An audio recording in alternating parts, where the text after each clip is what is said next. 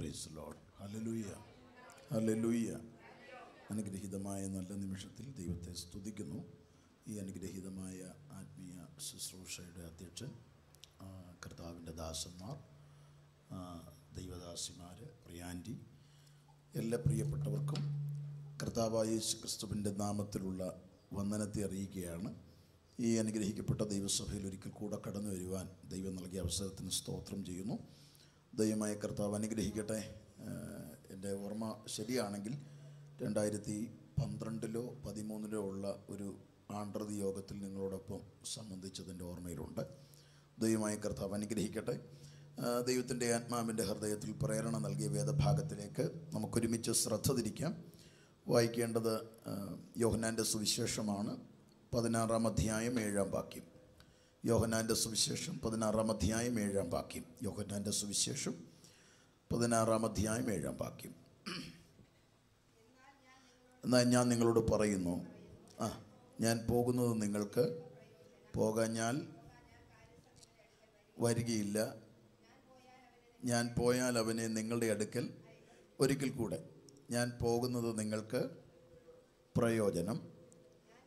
ഞാൻ പോകാഞ്ഞാൽ കാര്യസ്ഥൻ നിങ്ങളുടെ അടുക്കൽ വരികയില്ല. ഞാൻ പോയാൽ അയക്കും. ഒരിക്കൽ കൂടെ വായിച്ചോളൂ. കാണാതെ പഠിക്കാൻ വേണ്ടിയാണ്. കാരണം ഞാനിന്ന് ഞാനിതിൻ്റെ ഒരു അല്പഭാഗം പറയുമ്പോഴേക്കും ഒരു 1:15 മണി കഴിയും. അപ്പോൾ ഇതിനിടയ്ക്ക് ഒരുപാട് ചോദ്യങ്ങളൊക്കെ നിങ്ങൾക്ക് മുൻപിൽ ഞാൻ വെക്കും. അപ്പോൾ ഈ വാക്യം കാണാതെ പഠിച്ചില്ലെങ്കിൽ അതിൻ്റെ ബുദ്ധിമുട്ട് നിങ്ങൾ മുൻപോട്ട് പോകുമ്പോൾ അത് മനസ്സിലാകും. ഒന്നുകൂടെ വായിച്ചോളൂ, എല്ലാവരും ശ്രദ്ധിച്ചോളൂ.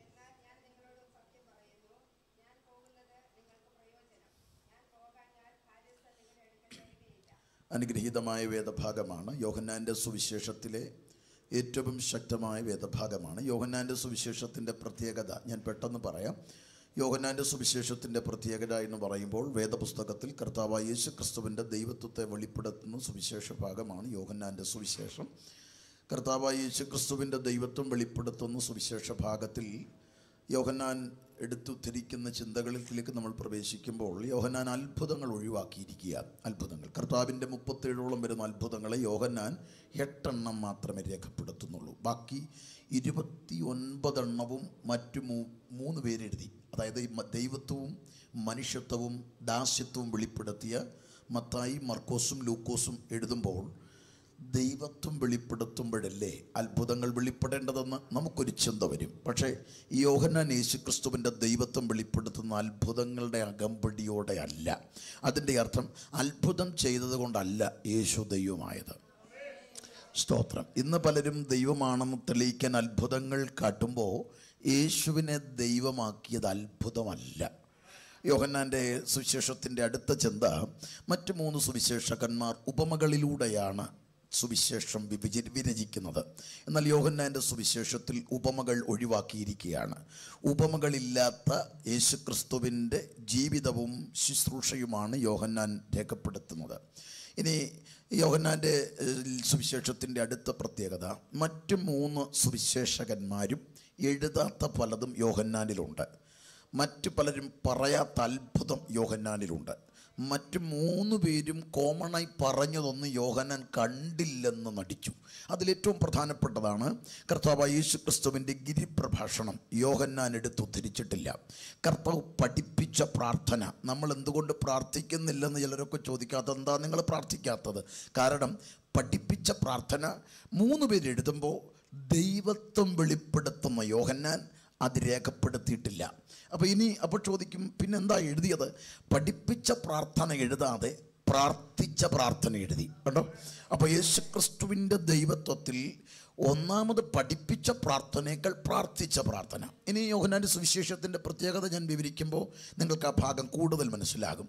യോഹന്നാൻ്റെ സുവിശേഷത്തിൻ്റെ അടുത്ത പ്രത്യേകത, യോഹന്നാൻ്റെ സുവിശേഷത്തിൽ രേഖപ്പെടുത്തപ്പെട്ട സംഭവങ്ങളിൽ ഒരു രാത്രിക്ക് വേണ്ടി 6 അധ്യായം മാറ്റിവെച്ചു. ഒറ്റ രാത്രിക്ക് 6 അധ്യായം. അതായത് മറ്റു സുവിശേഷകന്മാർ 3 പേരും 1.5-2 അധ്യായം കൊണ്ട് വിവരിച്ച സംഭവം യോഹന്നാൻ 6 അധ്യായത്തിൽ എഴുതുകയാണ്. അതായത് യോഹന്നാൻ 13 മുതൽ യോഹന്നാൻ 18 വരെ ഒറ്റ രാത്രിയാണ്. അപ്പോൾ ഒരു രാത്രി തൻ്റെ സുവിശേഷത്തിൽ 6 അധ്യായം കൊണ്ട് വിവരിക്കണമെങ്കിൽ യേശുക്രിസ്തുവിൻ്റെ ദൈവത്വത്തെ വെളിപ്പെടുത്തുമ്പോൾ അത്ഭുതത്തിൻ്റെ വലിയ അകമ്പടികളെല്ലാം ഒഴിവാക്കിയിട്ട് ഒരു രാത്രിയുടെ വിവരണം അത്ര ആഴമായിട്ട് എഴുതണമെങ്കിൽ ദൈവത്വത്തിൻ്റെ പ്രഭ വെളിപ്പെട്ടത് ആ രാത്രിയാണ്.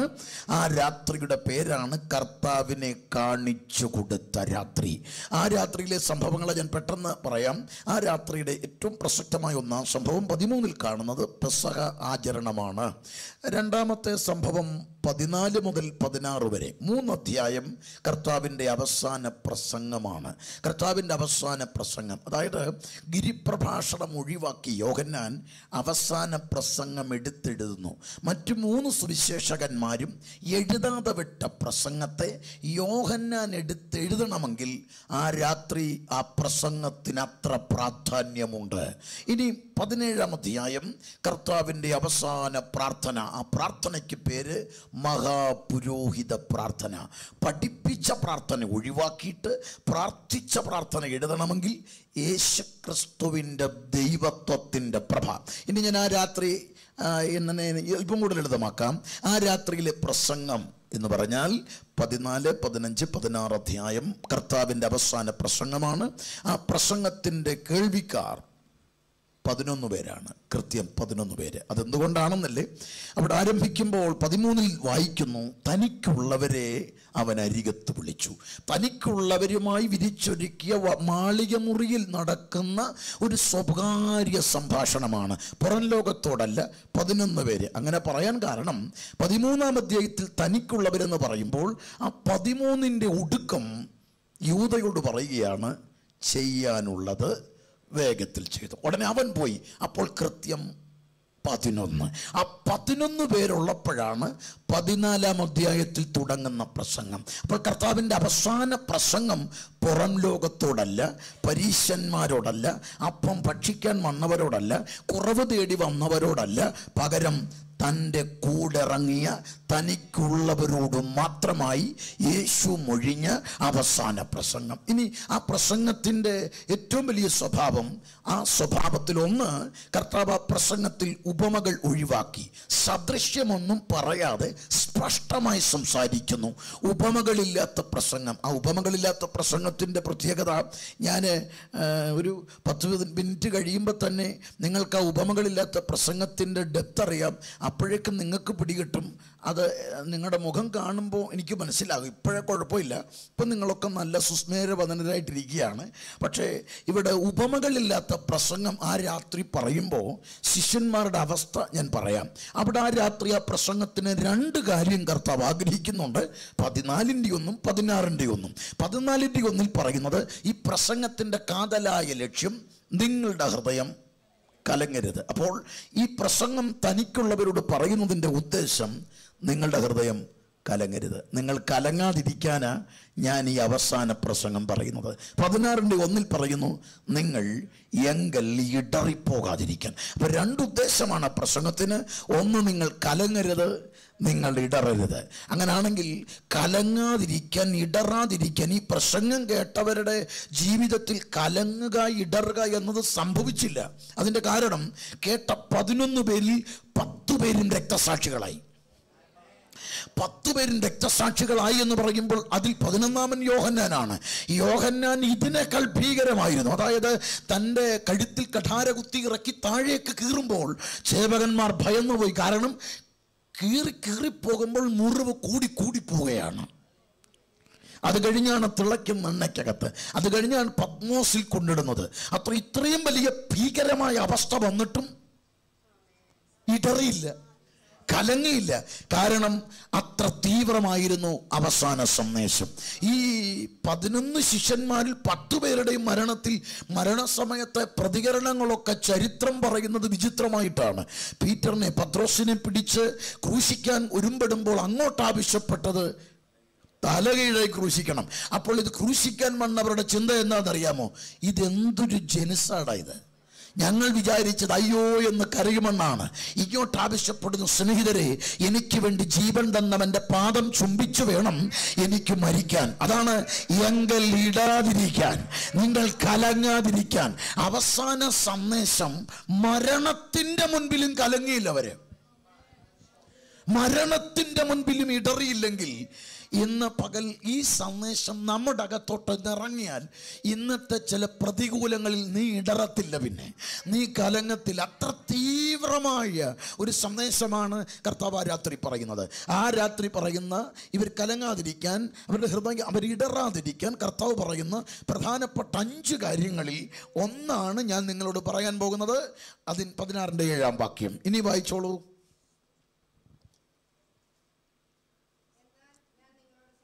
എന്നാൽ ഞാൻ നിങ്ങളോട് സത്യം പറയുന്നു, ഞാൻ പോകുന്നത് നിങ്ങൾക്ക് മതി. ഇങ്ങോട്ട് ശ്രദ്ധിച്ചോണേ. ഇനി ഞാൻ പോകുന്നത് നിങ്ങൾക്ക്, ഒന്നുറക്കെ പറഞ്ഞേ, യേശു ഉള്ളതാണോ പോകുന്നതാണോ പ്രയോജനം? അതാണ് ഞാൻ പറഞ്ഞില്ലേ, വാക്യം കാണാതെ പഠിച്ചില്ല, ഇങ്ങനെ ചില ചോദ്യം വരും. അപ്പോൾ ഇവിടെ വരുമ്പോൾ നിങ്ങൾ പറയാൻ പോകുന്ന ഉത്തരങ്ങൾ എനിക്കറിയാം. ആമേൻ, പ്രൈസ് ദി ലോർഡ്, ഹല്ലേലൂയ, സ്തോത്രം, ഇതൊക്കെ ആയിരിക്കും നിങ്ങൾ പറയുന്ന മറുപടി എന്നും എനിക്കറിയാം. അതെന്താ അങ്ങനെ പറയുന്നതെന്ന് ചോദിച്ചു കഴിഞ്ഞാൽ എന്ത് പറയണമെന്നൊരു അമ്പരപ്പുള്ളത് കൊണ്ടാണ്. അതുകൊണ്ട് ഈ വാക്യം കാണാതെ പഠിച്ചോണം. അപ്പോൾ നിങ്ങളുടെ ഈ അമ്പരപ്പ് ഞാൻ മാറ്റി. ഇനി ഒരു 10-20 മിനിറ്റ് കഴിയുമ്പോൾ ഞാൻ ഒരിക്കൽ കൂടെ ചോദിക്കാം. അപ്പോൾ നിങ്ങൾ ചിലപ്പോൾ ഒരുപക്ഷെ ഇത്തിരി കൂടി വ്യത്യാസം വരുമെന്നാണ് എൻ്റെ വ്യക്തമായ ധാരണ. അപ്പോൾ ഇവിടെ ഈ വാക്യത്തിൻ്റെ ഗൗരവം, അപ്പോൾ നിങ്ങളെ തെറ്റി പറഞ്ഞതല്ല, എന്തുകൊണ്ട് ഇങ്ങനെയൊക്കെ ഭയക്കുന്നു എന്ന് ചോദിച്ചു കഴിഞ്ഞാൽ ഉപമകളില്ലാത്ത പ്രസംഗമായതുകൊണ്ടാണ്. 15-ാം അധ്യായം നിങ്ങൾ വീട്ടിൽ പോയി ധ്യാനിക്കണം. അവിടെ കാണുന്നൊരു പദമുണ്ട്. ശിഷ്യന്മാർ പരസ്പരം പറയുകയാണ്, ഇവനെന്തായി പറയുന്നത്, എനിക്കൊന്നും മനസ്സിലാകുന്നില്ല.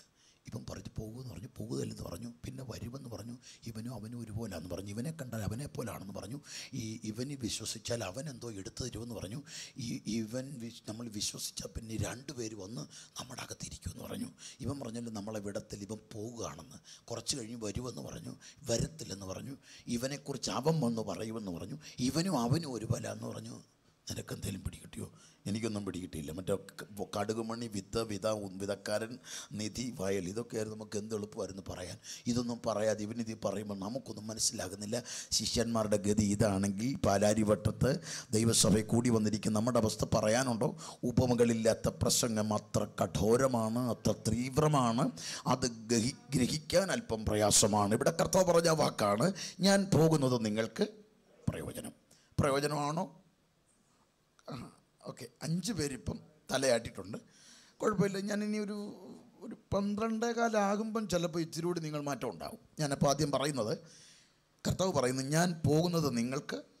പക്ഷേ നമ്മുടെ വ്യക്തിപരമായ അഭിപ്രായം, എനിക്കുൾപ്പെടെ അഭിപ്രായം, യേശു പോകുന്നതാണോ വരുന്നതാണോ, യേശു കൂടെ ഉള്ളതാണോ പോകുന്നതാണോ? ഈ ചോദ്യത്തിന് ശിഷ്യന്മാരോട് ചോദിച്ചിട്ട് നമുക്ക് ഉത്തരം പറയാം.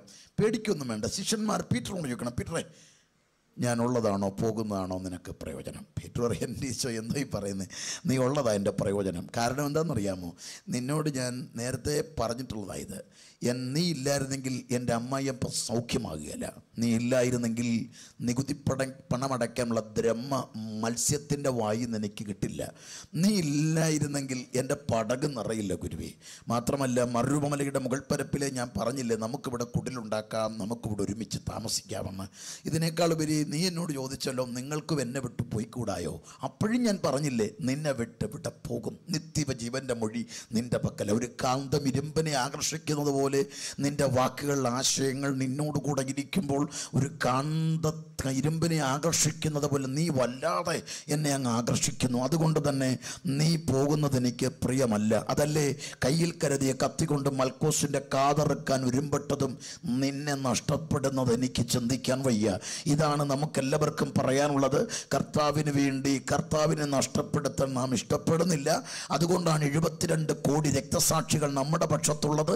72 കോടിയും വിശുദ്ധന്മാരോട് ചോദിച്ചത് ഇതാണ്, യേശു വേണോ ഈ ലോകത്തിൽ ജീവിക്കണോ? അവർ പറഞ്ഞ് യേശു മതി, എങ്കിൽ മരിക്കണം. അവർ പറഞ്ഞ് സന്തോഷം. അങ്ങനെ സ്വമേധയാ മരണത്തിലേക്ക് നടന്നു നീങ്ങിയ ഒരു കൂട്ടം വിശുദ്ധർ. നമുക്കും പറയാൻ പറ്റും, ഞങ്ങൾക്ക് യേശു ഉള്ളതാ പ്രയോജനം, യേശുവിൻ്റെ കൂടെ ഇരിക്കുന്നതാ പ്രയോജനം, യേശു ഞങ്ങളുടെ ജീവിതത്തിൽ വന്നതാ പ്രയോജനം. അത് തന്നെയാണല്ലോ. ഇനി ഞാൻ ആ വാക്ക് ഒന്നും കൂടെ ലളിതമാക്കാം. അതുകൊണ്ട് തന്നെ യേശു ഉള്ളതാണോ പ്രയോജനമെന്ന് ചോദിച്ചാൽ നമ്മൾ ഒരുമിച്ച് പറയും കർത്താവ് ഉള്ളത് തന്നെയാണ് പ്രയോജനം. എന്നാൽ കർത്താവ് പറയുന്നതാണ് ആ വാക്യം. ഞാൻ ഉള്ളതാണ് നിങ്ങൾക്ക് പ്രയോജനമെന്ന് നിങ്ങൾ കരുതുന്നു, പക്ഷെ ഞാൻ നിങ്ങളോട്, വാക്യം മറന്നോ? അതാ ഞാൻ നിങ്ങളോട്, അതാണ് ആ വാക്കൊന്നുകൂടെ പറഞ്ഞേ, ഞാൻ നിങ്ങളോട്.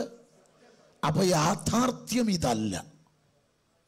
നിങ്ങൾ അറിഞ്ഞത് ഞാനുള്ളതാണ് പ്രയോജനം. നിങ്ങൾക്ക് എന്നെ പിരിയാൻ വയ്യ. കാരണം ഈ രാത്രി ഞാനിത് സംസാരിക്കുമ്പോൾ നിങ്ങളുടെ ഉള്ളം കലകുന്നതിൻ്റെ കാര്യം ഞാൻ പോകുന്നെന്ന് പറഞ്ഞതാ. നിങ്ങൾക്ക് എന്നെ പിരിയാൻ പറ്റത്തില്ല. നിങ്ങൾക്ക് ഞാനാണ് ഏറ്റവും വലിയ കാര്യം. പക്ഷെ ഞാൻ നിങ്ങളോട് സത്യം പറയുന്നു. ഞാൻ പോകുന്നതാണ് നിങ്ങൾക്ക് പ്രയോജനം. അങ്ങനെയാണെങ്കിൽ കർത്താവ് ആ സത്യം വെളിപ്പെടുത്തുന്നെങ്കിൽ, നമ്മൾ ഇന്ന് പകൽ വരെ ഉറപ്പിച്ചിരുന്നത് കർത്താവ് ഉള്ളതാ പ്രയോജനമെങ്കിൽ, കർത്താവ് പറഞ്ഞ സത്യത്തിൻ്റെ ആഴം ഞാൻ ആ വാക്കിൽ ലളിതമാക്കാൻ പോകുക. എന്താണ് ആ കർത്താവ് പറഞ്ഞ വാക്കിൻ്റെ അർത്ഥം? അപ്പോൾ ഞാൻ പോകുന്നത് പ്രയോജനമെന്ന് കർത്താവ് പറയണമെങ്കിൽ, പോകുന്നതിന് മുൻപേ, അത് പ്രയോജനമാകുന്നതിന് മുമ്പ് ഞാൻ വന്നത് എങ്ങനെയാണെന്ന് പറയാം. പെട്ടെന്ന് വന്നത് എങ്ങനെയാണെന്ന് പറഞ്ഞു കഴിയുമ്പോൾ നമുക്ക് മനസ്സിലാകും പോകുന്നു എന്ന് പറഞ്ഞതിൻ്റെ തീവ്രത. ഞാൻ വന്നത് എങ്ങനെയാണെന്ന് ഫിലിപ്പിയ ലേഖനത്തിലെ വാക്യമാണ്. ഫിലിപ്പിയ ലേഖനം 2:6-7 വാക്യം ഞാൻ തന്നെ വായിച്ചോളാം. നിങ്ങൾ ഇങ്ങോട്ട് ശ്രദ്ധിച്ചാൽ മതി. അവിടെ വായിക്കുന്നുണ്ട്, അവൻ ദൈവരൂപത്തിലിരിക്കെ ദൈവത്തോടുള്ള സമത്വം മുറുകെ പിടിച്ചു ണമെന്ന് വിചാരിക്കാതെ ദാസരൂപമെടുത്തു, വേഷത്തിൽ മനുഷ്യനായി തന്നെത്താൻ താഴ്ത്തുന്നതിന് മുമ്പ് നടന്നുണ്ടോ, തന്നെത്താൻ ഒഴിച്ചു.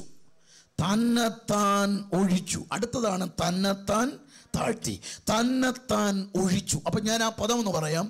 ദൈവത്തോടുള്ള സമത്വം മുറുകെ പിടിക്കണമെന്ന് വിചാരിക്കാതെ തന്നെത്താൻ ഒഴിച്ചു. 2, തന്നെത്താൻ താഴ്ത്തി.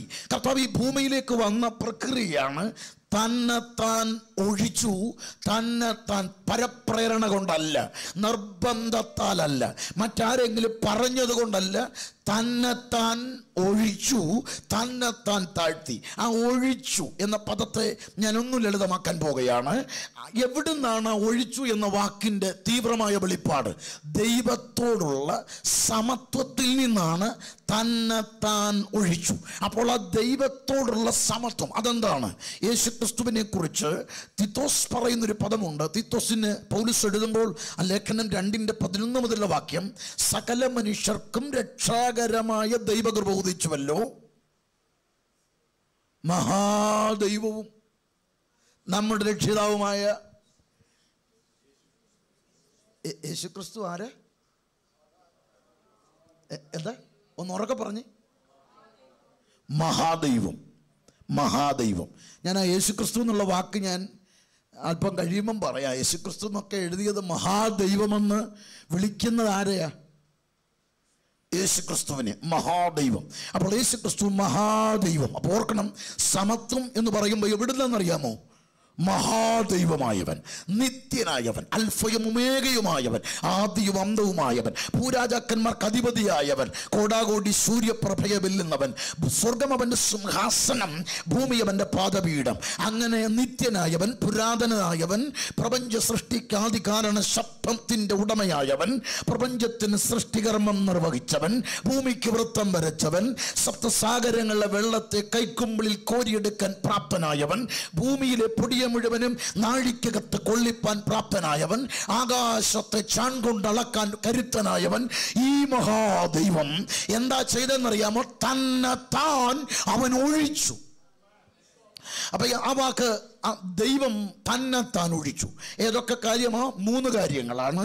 തന്നെത്താൻ ഒഴിച്ചു എന്നതിൽ 3 കാര്യങ്ങളാണ് വരുന്നത്. അതായത് യേശുക്രിസ്തുവിൻ്റെ പരിത്യാഗം, യേശുക്രിസ്തു ദൈവത്തോട് ബന്ധപ്പെട്ട് അവൻ പരിത്യജിച്ച 3 കാര്യങ്ങൾ.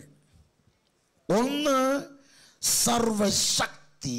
സർവശക്തൻ എന്ന അവൻ്റെ മഹാദൈവം എന്ന ആ പദവിയിൽ നിന്ന്, ആ സമത്വത്തിൽ നിന്ന് അവൻ ഒന്നാമത് ഒഴിച്ചത് സർവശക്തൻ. എങ്ങനെ? സർവശക്തൻ. അതെന്താ ഒഴിച്ചത്?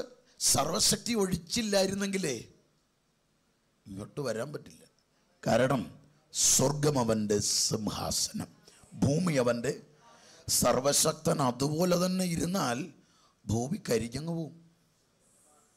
കോടാകൂടി സൂര്യപ്രഭയെ വെല്ലുന്നവനാണ് അവൻ. ന്യായവിധിക്കാനിരിക്കുമ്പോൾ വചനം പറയുന്നു ഭൂമി അവൻ്റെ മുൻപിൽ അമർന്നിരുന്നു. അപ്പോൾ അത്ര ഭയങ്കരനായവൻ സർവശക്തി വെടിഞ്ഞു വന്നു. ഇനി സർവശക്തി തന്നെത്താൻ ഒഴിച്ചില്ലായിരുന്നെങ്കിൽ യേശുവിനെ കാണാൻ പറ്റില്ല, കാണാൻ പറ്റത്തില്ല.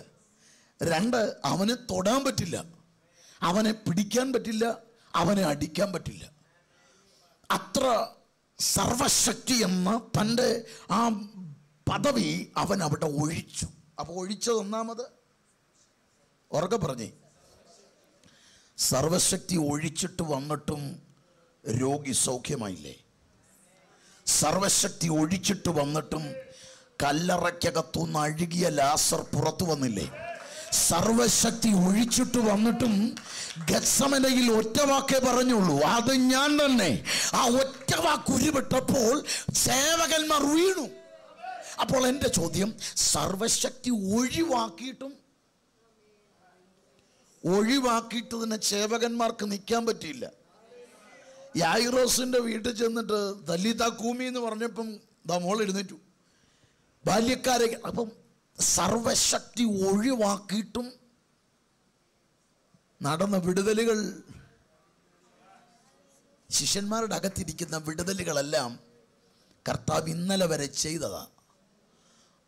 നമ്മുടെ മനസ്സിലും അതായിരിക്കുന്നത്. അതുകൊണ്ടാണ് നമ്മൾ പറയുന്നത് നീ ഉള്ളതാണ് ഞങ്ങൾക്ക് കാര്യം പറയുക ഞാൻ. പക്ഷെ കർത്താവ് പറഞ്ഞു ഞാൻ വന്നത് സർവശക്തി ഒഴിച്ചിട്ട. അന്നേരം നടന്നതാ നിങ്ങൾ ഈ മനസ്സിൽ കൊണ്ട് നടക്കുന്നത്. ഇപ്പം പിടികിട്ടുന്നുണ്ടോ?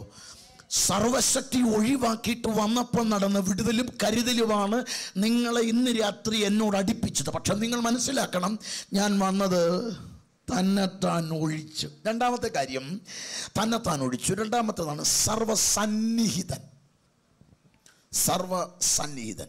ഈ സർവസന്നിഹിതൻ എന്ന് പറയുമ്പോൾ നമ്മളതിനെ മനസ്സിലാക്കേണ്ടത്, ഈ ഭാരത സംസ്കാരത്തിൽ നമ്മൾ കേട്ടിട്ടുള്ളൊരു വാക്കാണ് തൂണിലും തുരുമ്പിലും ഇരിക്കുന്നു. അത് സർവ്വവ്യാപി എന്ന പദമാണ്, മലയാളത്തിൽ സർവ്വവ്യാപി.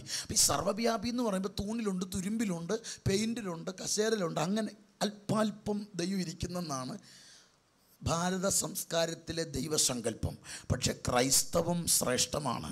അതിൽ തൂണിലും തുരുമ്പിലും ഇരിക്കുന്ന ദൈവമല്ല, അവൻ സാന്നിധ്യം കൊണ്ട് 100% തൂണിലൊന്നും നമ്മുടെ കർത്താവ് 2-3 പേർ എൻ്റെ നാമത്തിൽ കൂടി വന്നാൽ അവരുടെ നടുവിൽ ഞാനുണ്ട്, അല്ലാതെ തുരുമ്പിൽ ഇരിക്കുന്നല്ല. അപ്പം ഇന്ന് നമ്മളിവിടെ ഉള്ളപ്പോൾ തേജസ് വാരി ചുറ്റി നമ്മുടെ നാഥനൂടെ ഉണ്ട്. അപ്പം തന്നെ അമേരിക്കയിലും ഉണ്ട്, അപ്പം തന്നെ യൂറോപ്പിലുണ്ട്. എവിടെ ആര് വിളിച്ചാലും ഇത്തിരി ദൈവം ചെല്ലുമെന്നല്ല, അവൻ സാന്നിധ്യം കൊണ്ട് അവൻ നമ്മുടെ നടുവിലുണ്ട്. ഹല്ലേലൂയ. അതുകൊണ്ട് തന്നെ സർവസന്നിഹിതനായി വന്നിരുന്നെങ്കിൽ ഒരു കല്ലറയ്ക്ക് ഒതുക്കാൻ പറ്റില്ല, കയറിന് കെട്ടി ഒതുക്കാൻ പറ്റില്ല, ഒരാണി തറച്ചൊതുക്കാൻ പറ്റില്ല. കാരണം അവൻ സർവസന്നിഹിതനാണ്. കാരണം അവൻ വഹിക്കുന്ന ഗ്ലോറി അത്ര വലുതാണ്. കോടാകോടി ആ വെളിച്ചമൊന്ന് ചുറ്റി പിന്നിയപ്പോഴേ കാഴ്ച നഷ്ടപ്പെട്ടു പോളിൻ്റെ. അപ്പോൾ അത്രയ്ക്ക് ഗ്ലോറി വഹിക്കുന്നവനാണ് നമ്മുടെ കർത്താവ്. പക്ഷേ കർത്താവ് പരിത്യജിക്കുകയാണ്, അവൻ്റെ സർവസന്നിഹിതൻ. അതുകൊണ്ടാണ് കഫർനഹൂമിൽ വന്ന അവിടെ ഉള്ളൂ. അവൾ വിളിക്കുകയാണ്, നിനക്ക് പ്രിയനാവൻ മരിച്ചു, ഒന്ന് വരണേന്ന്. നീ എന്താ വൈകിയത് വരാൻ? പക്ഷേ ഇന്നിപ്പോൾ അങ്ങനൊരു കാര്യമേ നമുക്ക് ചിന്തിക്കേണ്ട കാര്യമായിട്ടില്ല. പക്ഷെ നമ്മളിപ്പോഴും ആ കാലഘട്ടത്തിൽ ജീവിക്കുന്നു, പരിമിതപ്പെടുത്തിയിരിക്കുക കർത്താവിനെ. നമ്മളിൽ പലരും ഇപ്പോഴും എവിടെ ജീവിക്കുക എന്നറിയാമോ? കഫർനഹൂമിലും ബത്സയിലും ഇരുന്ന ആ കാലഘട്ടത്തിൽ കർത്താവിനെ പരിമിതപ്പെടുത്തിയിരിക്കുക. വരണം, നീ വന്നാലേ പറ്റത്തുള്ളൂ, നീ വരാതിരിക്കരുത്, നീ വന്ന് തൊട്ടാലേ അവർക്കിത് നടക്കുകയുള്ളൂ. പക്ഷേ കർത്താവ് പറയുന്നത്, ഞാൻ വേഷത്തിൽ. അപ്പം അന്ന് ഞാൻ വന്നത് സർവസന്നിഹിതനായിട്ടല്ല, അതല്ല അവിടെ വെടിഞ്ഞു. പക്ഷെ എന്നിട്ടും നടന്ന് വിടുതൽ ഓർക്കണം. ഇനി മൂന്നാമത് കർത്താവ് തന്നെത്താൻ ഒഴിച്ചത് സർവജ്ഞാനം. സർവജ്ഞാനം. ഈ സർവജ്ഞാനം ഒഴിവാക്കിയത് കൊണ്ടാണ് ശിഷ്യന്മാർ ചോദിച്ചു, ഗുരുവേ നിൻ്റെ വരവും ലോകാവസാനവും എപ്പോഴാണ്? അപ്പോൾ കർത്താവ് പറയുകയാണ്, ആ നാളും നാഴികയും സംബന്ധിച്ച് പിതാവല്ലാതെ പുത്രനോ ദൂതന്മാർക്കോ അറിയില്ല. അപ്പോൾ അറിയാവുന്ന ആളാരാ? അപ്പോൾ പുത്രൻ എന്ത് ചെയ്യത്തില്ല? പുത്രൻ അറിയത്തില്ല, പക്ഷേ മഹാദൈവമല്ലേ. അപ്പോൾ അറിയത്തില്ലെന്ന് പറഞ്ഞതിൻ്റെ അർത്ഥം, ഞാനിവിടെ ഇപ്പം വന്നിരിക്കുന്നത് സർവജ്ഞാനിയായിട്ടല്ല. സർവജ്ഞാനം അവിടെ ഞാൻ വെടിഞ്ഞിട്ട് ഇങ്ങോട്ട് വന്നത് വേഷത്തിൽ. ഇന്ന് അനീഷ് കൊല്ല വന്ന ഞാൻ നിങ്ങളുടെ നടുവിൽ വന്നത് വേഷം ഈ സഫാരി സ്യൂട്ടാണ്. ഈ സഫാരി സ്യൂട്ടല്ല ഞാൻ. നിങ്ങളോട് ആശയം കൺവേ ചെയ്യാൻ, നിങ്ങളോട് സംവദിക്കാൻ, നിങ്ങൾക്ക് മുൻപിൽ എന്നെ വെളിപ്പെടുത്താൻ ഞാൻ ഉപയോഗിച്ച മാധ്യമമാണ് ഈ വേഷം. വേഷത്തിൽ മനുഷ്യനാകാൻ അവൻ സർവശക്തി, സർവജ്ഞാനം, സർവസന്നിഹിതൻ, ഈ മൂന്നും അവിടെ ഒഴിച്ചു. അപ്പോൾ ഇനിയൊരു ചോദ്യമുണ്ട്, അല്ല ദൈവമേ, നീ ഇതൊക്കെ ഒഴിച്ചതാർക്കു വേണ്ടി, എന്തിനു വേണ്ടി? അതിൻ്റെ ഉത്തരം നിനക്കു വേണ്ടി, എനിക്ക് വേണ്ടി. അപ്പം നമുക്കൊരു ചോദ്യമുണ്ട്, മർത്യനെ നീ ഓർക്കേണ്ടതിന് അവനെന്തും മാത്രം. ദൈവമേ, നിന്റെ സൃഷ്ടിയിൽ ഒരർഹതയുമില്ലാത്ത ഈ ജനത്തിന് വേണ്ടി നീ എന്തേ? സൃഷ്ടിക്ക് വേണ്ടിയാണെങ്കിൽ ഇവിടെ എത്രയോ ജീവജാലങ്ങളുണ്ട്. അവരോടൊന്നും തോന്നാത്തൊരു വികാരം നിനക്ക് ഞങ്ങളോട് തോന്നിയല്ലോ. നീ ഞങ്ങളെ ഓർത്തതിൻ്റെ കാരണം അവിടെയാണ് നാം അറിയേണ്ടത്. ദൈവമായവൻ ആ ദൈവത്തിൻ്റെ പദവികൾ വിടിഞ്ഞ് ഈ മണ്ണിലേക്ക് നമ്മിലൊരുവനായി ഇറങ്ങുമ്പോൾ ഉത്തരം ഒന്നേ ഉള്ളൂ, നീയും ഞാനും. അപ്പം ഇനി നമുക്ക് ദൈവത്തിൻ്റെ ആ മഹത്വം, കർത്താവ് പറഞ്ഞു വന്നത് അവൻ വേഷത്തിൽ, അത് മറക്കരുത്, വേഷത്തിൽ എന്തിനു വേണ്ടി? അപ്പോൾ കേൾക്കൂ, എന്തിനു വേണ്ടിയാണെന്ന്. ദൈവത്തോടുള്ള സമത്വം വെടിഞ്ഞ് ഞാൻ ഈ താണ ലോകത്തിലേക്ക് വന്നത് നിങ്ങൾക്ക് വേണ്ടിയാണ്. ദൈവത്തോടുള്ള സമത്വം വെടിഞ്ഞ് ഞാൻ സർവശക്തനെന്ന പദവി വെടിഞ്ഞ് വന്നത് എന്തിനെന്നറിയാമോ? നിങ്ങളുടെ പാപം പരിഹരിപ്പാൻ. ദൈവത്തോടുള്ള സമത്വം വെടിഞ്ഞ് ഞാൻ ഈ താണ ലോകത്തിലേക്ക് വന്നത് നിങ്ങളുടെ രോഗം സൗഖ്യമാക്കാൻ. ദൈവത്തോടുള്ള സമത്വം വെടിഞ്ഞ് ഞാൻ ഈ താണ ലോകത്തിലേക്ക് വന്നത് നിങ്ങളുടെ ശാപം നിങ്ങളിൽ നിന്ന് അഴിച്ചു മാറ്റാൻ. ദൈവത്തോടുള്ള സമത്വം വെടിഞ്ഞ് ഞാൻ ഈ ലോകത്തിലേക്ക് വന്നത് നിത്യജീവനിലേക്ക് നിങ്ങളെ എത്തിക്കാൻ. ദൈവത്തോടുള്ള സമത്വം വെടിഞ്ഞ് ഞാൻ ഈ വേഷത്തിൽ മനുഷ്യനായത് നിങ്ങൾക്ക് വേണ്ടി എൻ്റെ കവിൾത്തടങ്ങൾ നാണയം തുട്ടുകൾ കൊണ്ട് താടിരോമം പിഴുതെടുക്കത്തക്കവണ്ണം കാട്ടിക്കൊടുക്കാൻ. ദൈവത്തിൻ്റെ മണിമകുടമായ ഞാൻ ആ മഹത്വം വെടിഞ്ഞ് വന്നത് ഉഴവുചാലികൾ നീളത്തിൽ കീറുന്ന പോലെ എൻ്റെ പുറം ഉഴവുചാലികൾ നീളത്തിൽ കീറത്തക്കവണ്ണം കാട്ടിക്കൊടുക്കാൻ. സ്വർഗത്തിൻ്റെ മണിമകുടമായ ഞാൻ ദൈവമെന്ന പദവി വെടിഞ്ഞ് ഇവിടേക്ക് വന്നത് എന്തിനെന്നറിയാമോ? നിങ്ങൾക്ക് വേണ്ടി എൻ്റെ അങ്കി വിട്ടുതരാൻ. സ്വർഗത്തിൻ്റെ മണിമകുടമായ ഞാൻ ഈ ഭൂമിയിൽ വേഷത്തിൽ മനുഷ്യനായി വന്നത് പാപം ചുമക്കുന്ന ദൈവത്തിൻ്റെ കുഞ്ഞാടാകാൻ. ദൈവത്തിൻ്റെ മണിമുകുടമായി ഞാൻ ദൈവത്വം വെടിഞ്ഞ് ഈ ഭൂമിയിലേക്ക് വന്നത് നിങ്ങൾക്ക് വേണ്ടി പാപ പരിഹാരയാഗമായി. ദൈവത്തിൻ്റെ മണിമുകുടമായ ഞാൻ ദൈവത്തിൻ്റെ സമത്വം വെടിഞ്ഞ് വേഷത്തിൽ മനുഷ്യനായത് നിങ്ങൾക്ക് വേണ്ടി ക്രൂശ് ചുമക്കാൻ. ദൈവത്തോടുള്ള സമത്വം വെടിഞ്ഞ് ഞാൻ ഈ താണലോകത്തിൽ വേഷത്തിൽ മനുഷ്യനായത് നിങ്ങൾക്ക് വേണ്ടി മരിക്കാൻ. സ്തോത്രം. ദൈവത്തോടുള്ള സമത്വം വെടിഞ്ഞ് താണലോകത്തിൽ മനുഷ്യനായി വന്നത് നമ്മുടെ പാപമോചനത്തിന്. അത് നടക്കുന്നത് മരണത്തിലൂടെ. അപ്പോൾ കർത്താവ് എന്തിന് വേഷത്തിൽ മനുഷ്യനായി? മരിക്കാൻ. എന്തിന്? ഒന്ന് ഉറക്കെ പറഞ്ഞ്. മരിക്കാൻ വന്നപ്പം കർത്താവിൻ്റെ മരണം കൊണ്ട് നമുക്ക് കിട്ടിയതിൽ 4 ലാഭം: പാപമോചനം, രോഗസൗഖ്യം, ശാപവിമുക്തി, നിത്യജീവൻ. പക്ഷെ അതിനുവേണ്ടി കർത്താവ് ജീവൻ അർപ്പിച്ചു. അപ്പം ഇനി എൻ്റെ ചോദ്യം, മരിക്കാൻ വന്നപ്പോൾ നടന്ന വിടുതലുകളാണ് നമ്മുടെ മനസ്സ് മൊത്തം. തൊട്ടാൽ സൗഖ്യം, കർത്താവ് തൊട്ടാൽ സൗഖ്യം, കർത്താവ് പറഞ്ഞിടത്ത് വലയിട്ടാൽ നിറയുന്നു, കർത്താവ് പറഞ്ഞിടത്ത് ചൂണ്ടയിട്ടാൽ മീൻ കിട്ടുന്നു, ദ്രഹ്മ അതിനകത്ത്.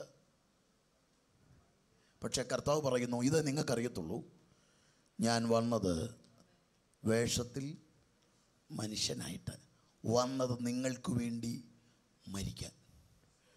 അപ്പോൾ ഇനി ഞാൻ പറയാം, ഞാൻ പോകുന്നത് നിങ്ങൾക്ക് പ്രയോജനം. പോകുന്നത് എങ്ങനെയാണല്ലേ?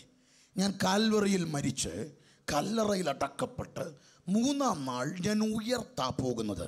ഞാൻ ഉയർക്കുന്നത് എങ്ങനെയാണെന്നറിയണ്ടേ? മനുഷ്യവേഷത്തെ കല്ലറയിൽ ഞാൻ അഴിച്ചു വെച്ചിട്ട് ദൈവമായിട്ടാണ് ഞാൻ ഉയർക്കുന്നത്. ഞാൻ വന്നത് വേഷത്തിൽ മനുഷ്യനായിട്ട്, കല്ലറ കൊണ്ട് ആ മനുഷ്യവേഷത്തെ അഴിച്ചിട്ട് ദൈവമായി ഞാൻ ഉയർക്കാൻ പോകുകയാ. താൻ മാത്രം അമർത്യതയുള്ളവൻ, അടുത്തുകൂടാത്ത വെളിച്ചത്തിൽ വസിക്കുന്നവൻ, മനുഷ്യർ കണ്ടിട്ടില്ലാത്തവൻ, കാണാൻ കഴിയാത്തവൻ, അൽഫയും ഒമേഗയുമായവൻ, ഭൂരാജാക്കന്മാർക്ക് അധിപതിയായവൻ, കോടാകോരി സൂര്യപ്രഭയെ വെല്ലുന്നവനായി ഞാൻ ഉയർക്കാൻ പോകുകയാണ്. വേഷത്തിൽ മനുഷ്യനായപ്പോൾ നടന്ന വിടുതൽ ഇത്ര വലുതാണെങ്കിൽ, മനുഷ്യവേഷം അഴിച്ചിട്ട് അവൻ ദൈവമായി പോകുമ്പോൾ, ഈ മനുഷ്യവേഷത്തിൽ 33 തിരുവയസ്സേ ഉള്ളൂ. അതിൽ 3.5 കൊല്ലം നടന്ന വിടുതലുകളാണ് നമ്മുടെ മനസ്സിൽ മൊത്തവും. ശരിയല്ലേ? ഇപ്പോഴും നമ്മളുടെ പ്രസംഗങ്ങളും നമ്മുടെ ആരാധനകളുടെ എല്ലാം അടിത്തറ 3.5 കൊല്ലം നടന്ന അത്ഭുതങ്ങളാണ്. ശരിയല്ലേ? പക്ഷെ കർത്താവ് പറയുന്നത്, നിങ്ങൾ എന്തൊരു മണ്ടത്തരമായി പറയുന്നത്. ഞാൻ മരിക്കാൻ വന്നപ്പോൾ നടന്നതാണ് നിങ്ങൾ ഈ കണ്ടത്. നിങ്ങൾ അതിൽ തൃപ്തിപ്പെട്ടിരിക്കുകയാണ്. പക്ഷെ ഞാൻ പോകുന്നതാ നിങ്ങൾക്ക്. ഞാൻ വേഷത്തിൽ മനുഷ്യനായി വന്നപ്പോൾ ഇത്രയും പ്രയോജനമാണെങ്കിൽ, മനുഷ്യവേഷം അഴിച്ച് ഞാൻ ദൈവമായിട്ട് പോകുമ്പോൾ എന്തായിരിക്കും? ഇന്ന് പകൽ അതാണ് നമ്മുടെ അകത്ത് നിറയേണ്ടത്. മനുഷ്യവേഷത്തെ കല്ലറയിൽ അഴിച്ചു വെച്ചിട്ട് അവൻ ദൈവമായി ഉയർക്കാൻ പോകുകയാണ്. സർവശക്തനായി, സർവജ്ഞാനിയായി, സർവസന്നിഹിതനായി അവൻ ഉയർക്കുകയാണ്. ഞാൻ ആ പദം ഒന്നുകൂടെ ലളിതമാക്കാം. വന്നത് മുൾക്കിരീടധാരിയാകാനാണ്, എന്നാൽ ഉയർക്കുന്നത് മുൾക്കിരീടധാരിയാകാനല്ല, തേജസ്സിൻ്റെ കിരീടത്തോടെ സ്വർഗത്തിൽ വസിക്കാൻ. വന്നത് ക്രൂശിക്കപ്പെടാൻ, ഉയർക്കുന്നത് സഭയുടെ മണവാളനായി മടങ്ങി വരാൻ. ഇവിടെ മരിച്ചത് അടിയേറ്റാണ്, ഉയർക്കുന്നത് വിസ്തരിക്കാൻ വേണ്ടിയാ. ഇവിടെ ഞാൻ ക്രൂശ് ചുമണ്ണ മരിച്ചത്, ഉയർക്കുന്നത് മഹാപുരോഹിതനായിട്ടാ. ഇവിടെ ഞാൻ വന്നത് വിമോചകനായിട്ട്, ഉയർക്കുന്നത് കാര്യസ്ഥനായിട്ട്. വന്നത് മനുഷ്യനായിട്ട്, ഉയർക്കുന്നത് ദൈവമായിട്ട്. വന്നത് സർവശക്തി വെടിഞ്ഞിട്ട്, ഉയർക്കുന്നത് സർവശക്തനായിട്ട്. വന്നത് സർവജ്ഞാനം വെടിഞ്ഞിട്ട്, ഉയർക്കുന്നത് സർവജ്ഞാനിയായിട്ട്. വന്നത് സർവസന്നിഹിതൻ എന്ന പദവി വെടിഞ്ഞിട്ട്, ഉയർക്കുന്നത് സർവസന്നിഹിതനായിട്ട്. ഇവിടെ വന്നത് പരിമിതപ്പെട്ട്, ഉയർക്കുന്നത് നിത്യനായിട്ടാണ്. ഇവിടെ വന്നത് അടിയേൽക്കാനാണ്, ഉയർക്കുന്നത് അനന്യനായിട്ടാണ്. ഇവിടെ വന്നത് യഹൂദാ ഗോത്രത്തിൽ ഒരു കുഞ്ഞാടായിട്ടാണ്, എന്നാൽ ഉയർക്കുന്നത് യഹൂദാ ഗോത്രത്തിലെ സിംഹമായിട്ടാണ്.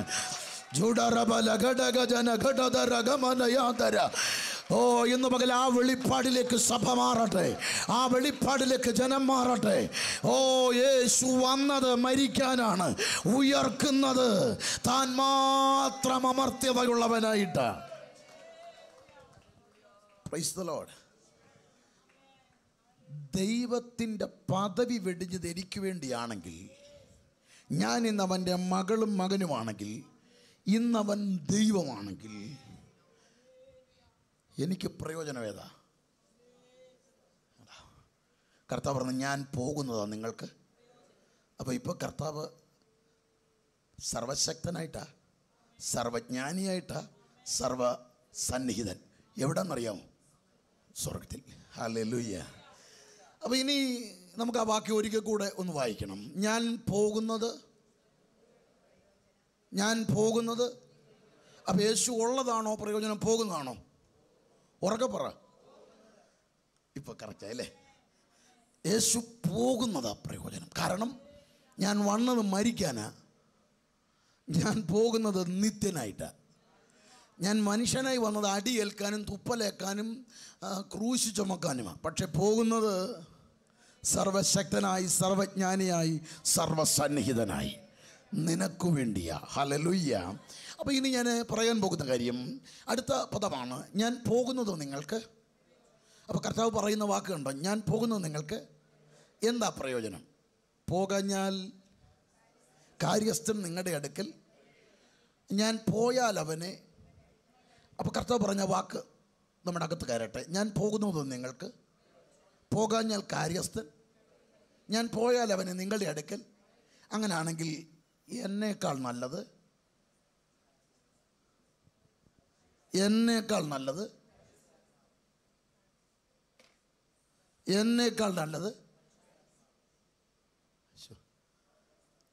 അപ്പോൾ എനിക്ക് ഇവിടെ ഇട്ട് ഇത് ഞാൻ അരമണിക്കൂർ, അടുത്ത അരമണിക്കൂർ കഴിയുമ്പം ഇതിൻ്റെ ഉത്തരവും നിങ്ങൾ പറയും, ആദ്യത്തേതുപോലെ തന്നെ. അപ്പം ഞാനതിന് ഇപ്പം നമ്മുടെ ഇടയിൽ ഒരു ചെറിയ പ്രശ്നമുണ്ട്. എന്താണെന്നറിയാമോ? നമ്മുടെ ഇടയിലെ പ്രശ്നം എന്ന് പറയുമ്പോൾ ഈ കാര്യസ്ഥൻ എന്ന് പറഞ്ഞിരിക്കുന്നത് പരിശുദ്ധാത്മാവാണെന്ന് എൻ.ജെ. സാംകുട്ടി പാസ്റ്റർ പഠിപ്പിച്ചെടുത്ത സഭയാണ്. വിവരിക്കേണ്ട കാര്യമില്ല. എങ്കിലും ഇന്നുള്ളവർക്കൊക്കെ അറിവില്ലായ്മ ഉണ്ടാകും. ഏതായാലും കേൾക്കൂ, പരിശുദ്ധാത്മാവ് കാര്യസ്ഥൻ എന്ന പേര് കൊണ്ട് പറഞ്ഞിരിക്കുന്നു.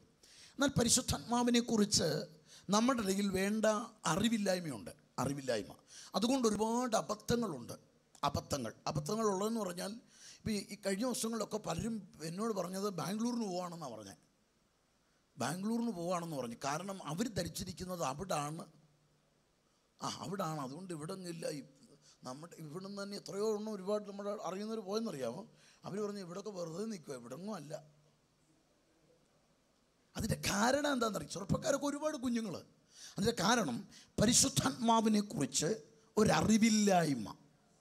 നമുക്ക് നമ്മുടെ ബൈബിൾ സ്റ്റഡിയൊക്കെ നടക്കുന്നത് ഈ യുദ്ധമൊക്കെ വരാറാകുമ്പോൾ, ഹമാസ്, ഹൂതി, ഇസ്രായേൽ ഇങ്ങനെ തമ്മിൽ, ഷിയ സുന്നി, ഇതൊരു ചെറിയ ആക്രമണമൊക്കെ ഉണ്ടാകുമ്പോൾ നമ്മൾ പെട്ടെന്ന് നടത്തുന്ന ബൈബിൾ സ്റ്റഡിയാണ് കർത്താവിൻ്റെ രണ്ടാം വരവും അനന്തര സംഭവങ്ങളും. പിന്നെ നമുക്ക് എല്ലാവർക്കും അറിയാം, ഇപ്പം ഇറാനിൽ എത്ര ആയുധമുണ്ട്, കൃത്യ എണ്ണമൊക്കെ നമുക്കറിയാം. അവരുടെ ഇരിക്കുന്ന ഏതാണ് ഇപ്പം പൊട്ടിക്കാൻ പോകുന്നത്. അപ്പോഴത്തേനും നമ്മൾ സജു ചാത്തന്നൂർ അദ്ദേഹത്തെ വിളിക്കുന്നു, പാസ്റ്റർ ഒരു ക്ലാസ് എടുക്കണം. അപ്പോൾ അദ്ദേഹം കറക്റ്റ് ബോംബിൻ്റെ പേരും ഡീറ്റെയിലും തൂക്കവും വണ്ണവും എല്ലാം പറഞ്ഞു തരും. ഇതെല്ലാം നമുക്ക് കൃത്യമായിട്ടങ്ങ് അറിയാം.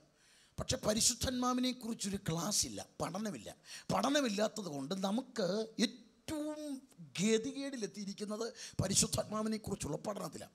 അപ്പം അതുകൊണ്ടാണ് ഇവിടെ വന്നപ്പോൾ ഒരു ചെറിയ സ്ട്രഗിൾ നിങ്ങൾക്ക് നേരിട്ടത്. ഞാൻ പോകുന്നത് നിങ്ങൾക്ക്, പോകാഞ്ഞാൽ കാര്യസ്ഥ നിങ്ങളുടെ അടുക്കൽ വരും. ഞാൻ പോകാഞ്ഞാൽ കാര്യസ്ഥ നിങ്ങളുടെ അടുക്കൽ എന്ത് ചെയ്തില്ല? ഞാൻ പോയാൽ അവനെ നിങ്ങളുടെ അടുക്കൽ, ഞാൻ ഉള്ളതിനേക്കാൾ നല്ലതാണ് കാര്യസ്ഥൻ. പക്ഷെ ഇത്രയും ഞാൻ പറഞ്ഞിട്ടും പ്രിയപ്പെട്ടവരോട് ചിലർക്ക് അതങ്ങനെ ഒക്കുന്നതെന്നുള്ള ചിന്തയാണ്. കാരണം നമ്മുടെ ഇടയിൽ പരിശുദ്ധാത്മാവിനെ കുറിച്ച് പിതാവെന്ന് പറയുമ്പോൾ നമുക്കറിയാം ഗോഡ് ഫാദർ. അപ്പം നമുക്കറിയാം തല മുഴുവൻ നരയാണ്, താടിയൊക്കെ നരച്ചതാണ്, മീശ നരച്ചതാണ്. അപ്പം അതാണ് പിതാവ്. വളരെ പ്രായം ചെന്ന ഒരാളാണ് ഈ ശാസനത്തിൽ ഇരിക്കുന്ന ആൾ. അപ്പം വന്യവയോധികൻ എന്ന്. അപ്പം അത് കഴിഞ്ഞപ്പോൾ തൊട്ടടുത്ത് നിൽക്കുന്നത് പുത്രനാണ്. പുത്രൻ എന്ന് പറയുമ്പോൾ നമുക്കറിയാമല്ലോ, പിതാവാണെങ്കിൽ പുത്രൻ ചില യങ്സ്റ്ററാണ്. അപ്പോൾ പുള്ളി അത്രയും ഇതൊന്നുമില്ല. നമുക്കറിയാം കൈ വി പോലെ വെച്ചിട്ടുണ്ട്, ആപ്പിളിന് ചുറ്റും മുള്ളുള്ളൊരു ഹാർട്ടാണ്, പുള്ളി ഗൗൺ ഇട്ടിട്ടുണ്ട്. കർത്താവെന്ന് പറയുമ്പോഴേ മനസ്സിൽ ഓടി വരുന്ന ആ രൂപമാണ്, തലയൊക്കെ ചരിച്ച് താടിയൊക്കെ അത് ആ ഒരു രൂപം. നമുക്കറിയാം പിതാവിന് ഓൾറെഡി താടിയൊക്കെ നരച്ചതാണ്, പുത്രനായതുകൊണ്ട് അത്രയും നരയില്ല. പിന്നെ പരിശുദ്ധാത്മാവെന്ന് പറയുമ്പോൾ നമ്മുടെ ചിന്തയെന്ന് പറഞ്ഞാൽ ഗതികേട്. അത് പാവപ്പെട്ടവൻ പണിക്ക് വന്ന ആളെ പോലെ, പിതാവിൻ്റെയും പുത്രൻ്റെയും വീട്ടിൽ ജോലിക്ക് നിൽക്കുന്ന ആളാണ്. അതുകൊണ്ട് കാര്യസ്ഥൻ എന്ന വാക്ക് മലയാളത്തിലുള്ളത് കൊണ്ട് ഞാൻ കേട്ടത് ഒരു യുവ പ്രസംഗം പറയുന്നത് കാര്യസ്ഥൻ എന്ന് പറഞ്ഞാൽ ആരാ? അപ്പോൾ അവർ ആരാ? അപ്പോൾ ആരും മിണ്ടുന്നില്ല. അതിന് പറഞ്ഞു, നിങ്ങൾക്കറിയാമോ പണ്ട് നമ്മുടെ നാട്ടിൽ കാര്യസ്ഥനുണ്ടായിരുന്നു. ഏതാ? സോമ എത്ര തേങ്ങയുണ്ട്? ഈ പ്രാവശ്യം 1500 ഉള്ളൂ. അത് 1500 ഉള്ളൂ. അതെന്താ പറ്റി? ആ പിതാവ് ചോദിക്കുന്നു. അപ്പം പറഞ്ഞു കുഴപ്പമില്ല, അടുത്ത പ്രാവശ്യം വളവിട്ട് റെഡിയാക്കാം. ഓക്കെ, അത് ചെയ്യണം കേട്ടോ എന്ന് പറയുന്നു. പിറ്റേ കൊല്ലമാകുമ്പം 2500 തേങ്ങ എണ്ണി കൊടുക്കുന്ന കാര്യസ്ഥൻ. ഇപ്പം പിടി കിട്ടിയോ? അപ്പം ഇങ്ങനെ നമ്മളതുകൊണ്ട് അതാണ് ഞാൻ പറഞ്ഞു, നമുക്ക് അങ്ങനെയുള്ള ഗൗരവമുള്ളൂ. പരിശുദ്ധാത്മാവുമായിട്ട് ബന്ധമില്ലാത്ത വിശ്വാസികളുണ്ട് നമ്മുടെ സഭകളിൽ. കർത്താവിനെ അറിയാം, പിതാവിനെ അറിയാം, പരിശുദ്ധാത്മാവുമായിട്ട് ബന്ധമില്ലാത്ത 90% വിശ്വാസികൾ. അതുകൊണ്ട് നമ്മുടെ ഇടയിൽ പലരും ചോദിക്കണം, പരിശുദ്ധാത്മന്ത്രമുള്ളവരുണ്ടോ എന്ന് ചോദിച്ചാൽ എനിക്കില്ല. നിനക്കുമില്ല? ഇല്ല, നമുക്കില്ല. ഞങ്ങൾക്കില്ല പാസ്. ഇവക്കുമില്ല, ഞങ്ങൾക്ക് ആർക്കും ഇല്ല. നമുക്ക് ഒരു നഷ്ടബോധമില്ല, ലജ്ജ തോന്നാറില്ല. നമ്മുടെ പിതാക്കന്മാർ, മാതാക്കൾ, യൗവനക്കാർ, കുഞ്ഞുങ്ങളൊക്കെ ഒരു കുശലമില്ലാതെ കൈവക്കും. ഞാൻ പറയുന്നില്ല. കാര്യം എന്നറിയാമോ, ഞാൻ ഇന്ന് പറഞ്ഞു കഴിയുമ്പോൾ നിങ്ങൾക്കറിയാം ഇതിലും ഗതികെട്ട് വേറെ ആരും ഇല്ലെന്ന് മനസ്സിലാവും. അതുകൊണ്ട് നിങ്ങൾ കൈവക്കില്ല. ഞാൻ വെറുതെ നിങ്ങളെക്കൊണ്ട് കള്ളം പറയിക്കത്തുമില്ല. അതുപോലെ ഒരു കാര്യം ഓർക്കുക, പരിശുദ്ധാത്മാവിനെക്കുറിച്ചൊരു അവബോധം ഉണ്ടാകണം. അപ്പം ഞാനതാണ് ആ അവബോധം പെട്ടെന്ന് തരാം. അപ്പോഴേക്കും ഞാൻ ആ അവബോധം നൽകി കഴിയുമ്പോഴേക്കും പകലത്തെ മീറ്റിംഗ് തീരും. രാത്രി നമുക്ക് പ്രയോജനമാണ്. അതുകൊണ്ട് അഭിഷേകം പ്രാപിക്കാനുള്ള ഒരു കൃപാവരം വേണമെന്ന് ആഗ്രഹിക്കുന്നവർ, ദൈവകൃപയിൽ ജ്വലിക്കണമെന്നൊക്കെ ആഗ്രഹിക്കുന്ന രാത്രി പ്രാർത്ഥന നഷ്ടപ്പെടുത്തരുത്. പ്രാർത്ഥനയോടെ വരണം. അപ്പോൾ ഞാൻ രാത്രിയിൽ 5 പ്രയോജനങ്ങളിൽ ഒന്നെങ്കിലും ഞാൻ രാത്രി പറയാം. അപ്പോൾ ഇന്ന് പകൽ ഞാൻ നിങ്ങൾക്ക് ആ കണക്ഷൻ ഒന്ന് കിട്ടട്ടെ. പെട്ടെന്ന് നമുക്ക് ഒരു വാക്യം വായിക്കണം. വായിച്ചു കഴിയുമ്പം യോഹന്നാൻ 14:16 ഒന്ന് എടുത്ത് വായിക്കൂ. യോഹന്നാൻ 14:16.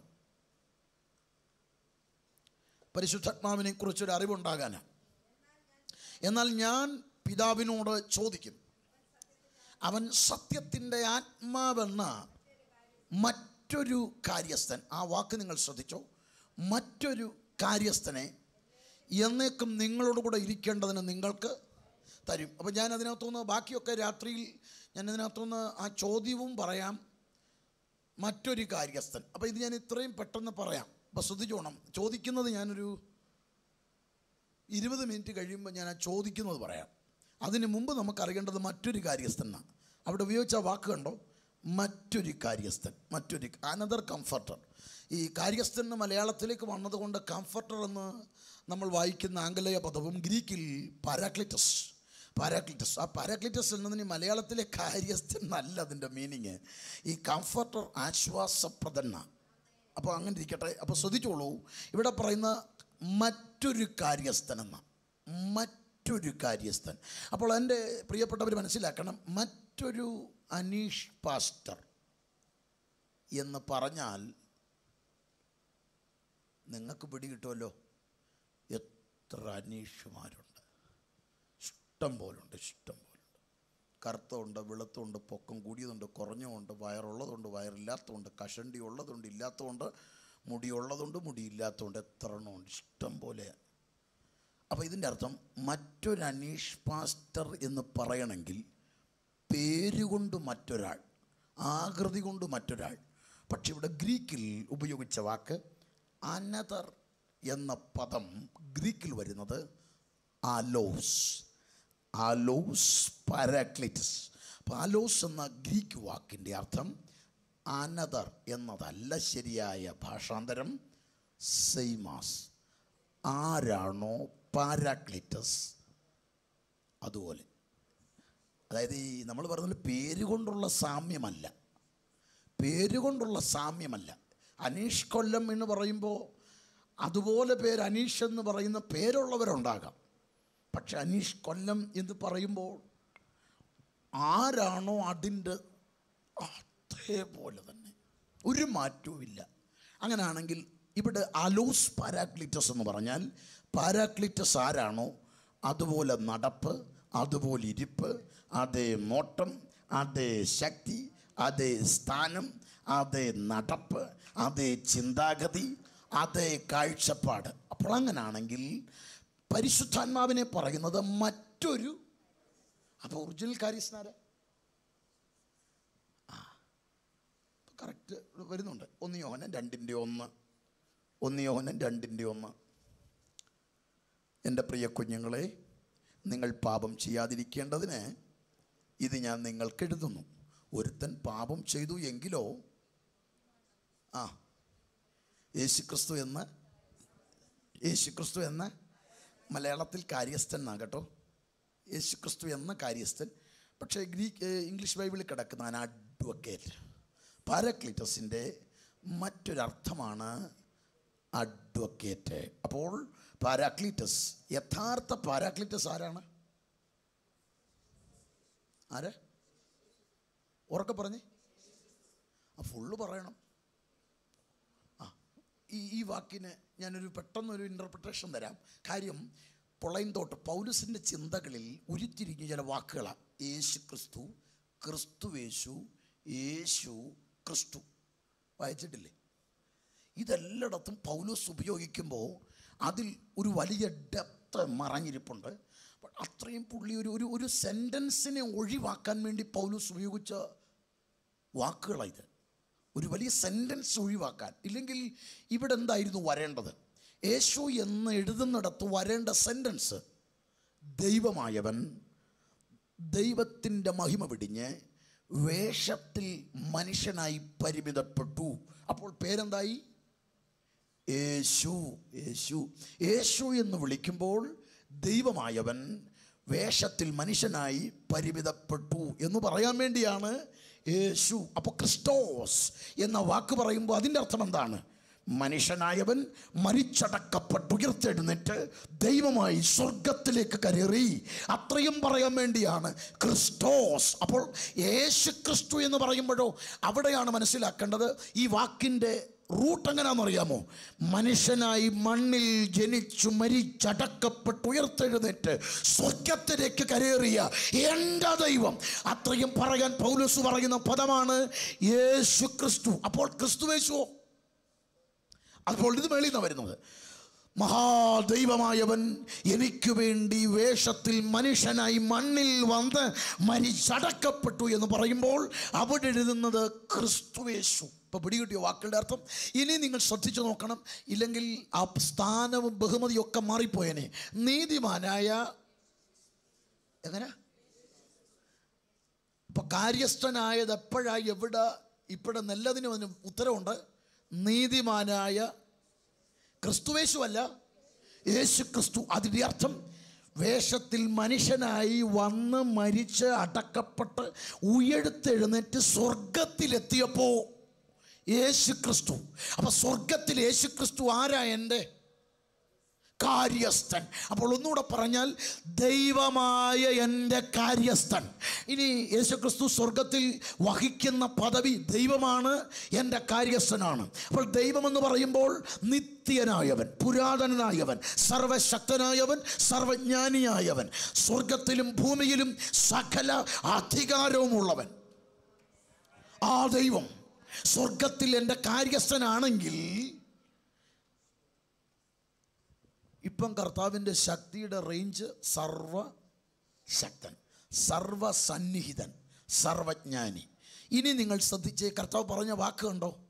ഞാൻ പിതാവിനോട് ചോദിക്കും, അവൻ സത്യത്തിൻ്റെ ആത്മാവെന്ന് മറ്റൊരു. അപ്പോൾ ഈ കാര്യസ്ഥൻ ആരെ പോലെയാ? ഉറക്കെ പറ, യേശു ക്രിസ്തു. ആ വാക്കിൻ്റെ തീവ്രത, യേശു ക്രിസ്തു സ്വർഗത്തിൽ എങ്ങനാണോ അതേ നിപ്പ്, അതേ നോട്ടം, അതേ ശക്തി, അതേ അധികാരം, അതേ തേജസ്, അതേ മഹത്വം. മാത്രമല്ല ആ സർവസന്നിഹിതനാണ്, സർവശക്തനാണ്, സർവജ്ഞാനിയായവനാണ്. യേശുക്രിസ്തു സ്വർഗത്തിൽ എത്രത്തോളം ദൈവമാണോ അത്രത്തോളം ദൈവത്വമുള്ളവനാണ്.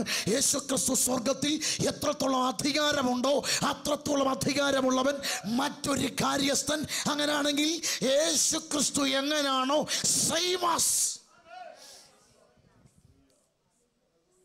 ഇനി എൻ്റെ ചോദ്യം, നമ്മൾ പക്ഷേ ഇദ്ദേഹത്തെ എങ്ങനെ പറഞ്ഞുകൊണ്ടിരിക്കുന്നത്? ആരെയാണെന്നറിയാമോ? മറ്റൊരു കാര്യസ്ഥനെ.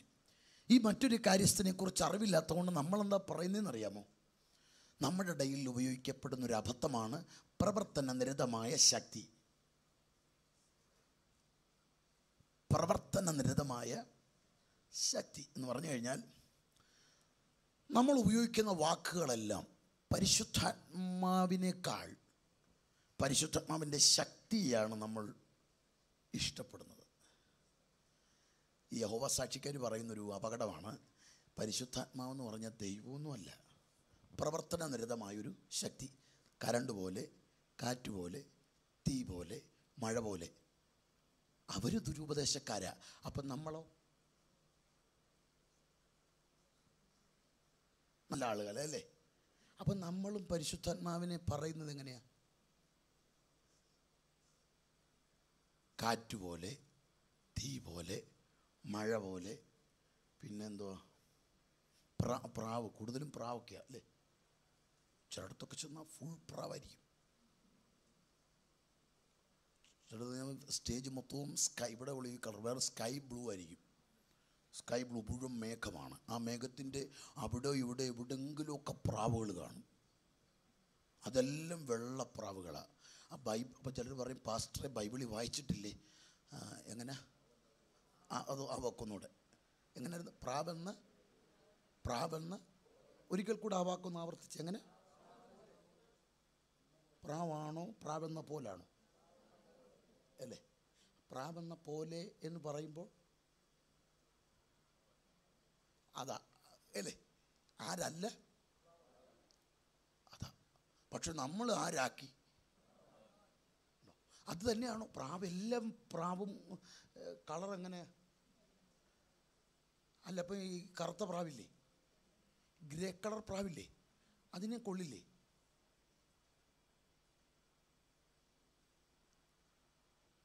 പിടികിട്ടുന്നുണ്ടോ? ഇവിടുത്തെ അപകടം എന്താണെന്നറിയാമോ?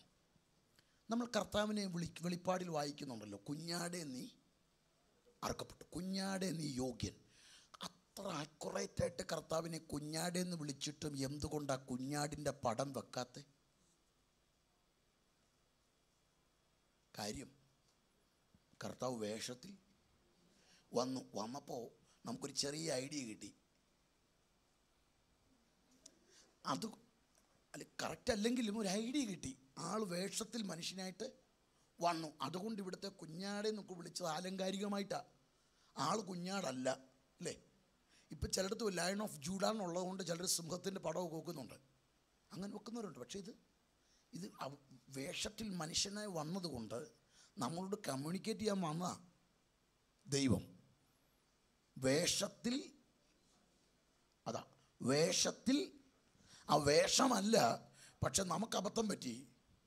നമ്മൾ ചിലരതില്ലേ, യോ അവിടെ ചെന്ന് അവർ മൊത്തവും പ്രതിമയാണ്, അവിടെ ചെന്ന് ആ വിഗ്രഹം, ഞങ്ങൾ വിഗ്രഹത്തെ സഹിക്കത്തൊന്നുമില്ല, അവിടെ മുഴുവൻ വിഗ്രഹങ്ങളാണ്. അവിടെ ചെന്ന് കഴിഞ്ഞാൽ അവിടെ തോമസ് ലഹ നിൽക്കുന്നു, ഇവിടെ പീറ്റർ നിൽക്കുന്നു, ഇങ്ങനെ നിൽക്കുന്നു, ഇതിനെല്ലാം ഒരു കർത്താവ് നിൽക്കുന്നു.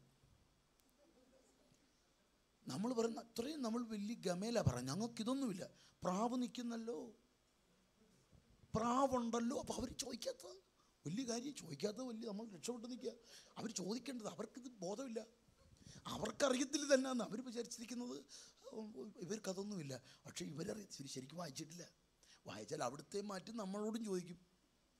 അപ്പോൾ അവർ പറഞ്ഞ വലിയ പരിക്കില്ല നമ്മൾ നിൽക്കുന്നതിൻ്റെ കാര്യം, അവർക്കിത് കാണാൻ പറ്റിയിട്ടില്ല. പുറപ്പാട് 20, സ്വർഗത്തിലുള്ളതോ ഭൂമിയിലുള്ളതോ വെള്ളത്തിലുള്ളതോ യാതൊന്നിൻ്റെയും പ്രതിമ അരുത്. അപ്പോൾ പ്രതിമ ഇമേജ് പറ്റുമോ? അതാ പ്രതിമ എന്ന് പറയുമ്പോൾ നമ്മൾ ഇംഗ്ലീഷിൽ വായിക്കുമ്പോൾ നമുക്കറിയാമോ? അറിയാമല്ലോ, ഇമേജസ്.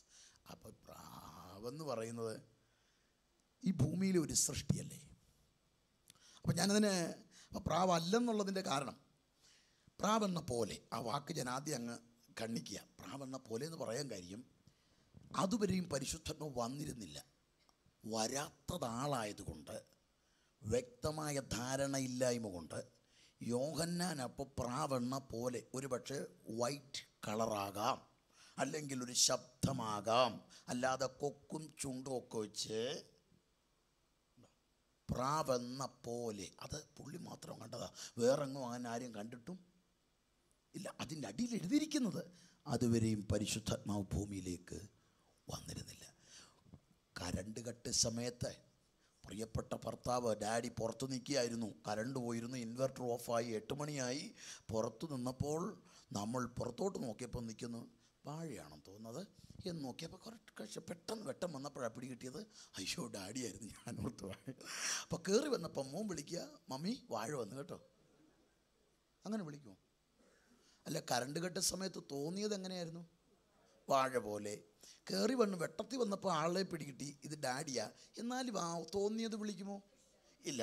നമ്മളൊന്നും മണ്ടത്തരവാ കാണിക്കുക. നമ്മൾ വിളിക്കുന്നത് പ്രാവ് പോലെ വാ, പറന്നിറങ്ങി വാ എന്നൊക്കെ പറയുമ്പം ക്രിസ്തുവിൻ്റെ മറ്റൊരു കാര്യസ്ഥൻ. സ്വർഗത്തിൽ കർത്താവ് എങ്ങനെയാണോ സെയിമാസ്.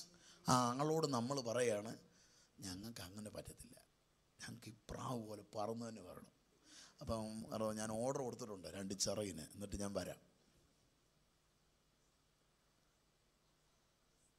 നമുക്ക് പറ്റിയ ആളെ മനസ്സിലാക്കാത്തതുകൊണ്ട് അബദ്ധത്തിൽ ചാടി നമ്മൾ പറയുന്നത് മുഴുവനും കർത്താവിനെ നമ്മൾ കുഞ്ഞാടെന്നൊന്നും വിളിക്കുന്നു, പക്ഷേ ഒരിക്കലും കുഞ്ഞാടായിട്ട് വാന്ന് പറയില്ല, അല്ലേ?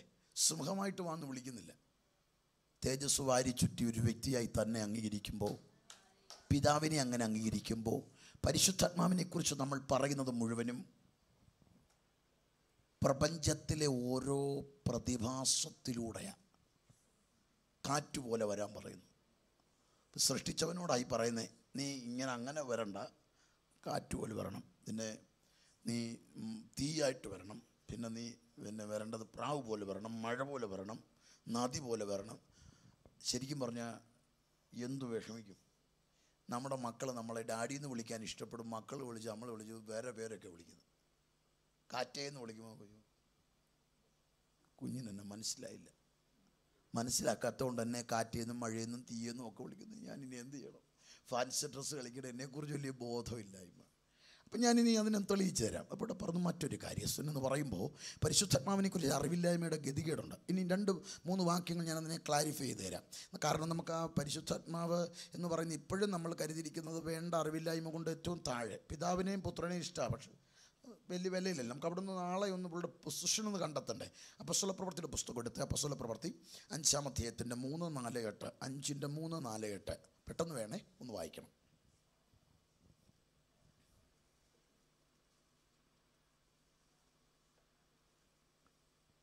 അപ്പോസ്തല പ്രവൃത്തിയാണ്. അപ്പോൾ പത്രോസ് അവനോട് പരിശുദ്ധാത്മാവിനോട് വ്യാജം കാണിപ്പാനും നിലത്തിലെ കുറേ എടുത്ത് വെപ്പാനും. അടുത്തത് ഈ കാര്യത്തിൽ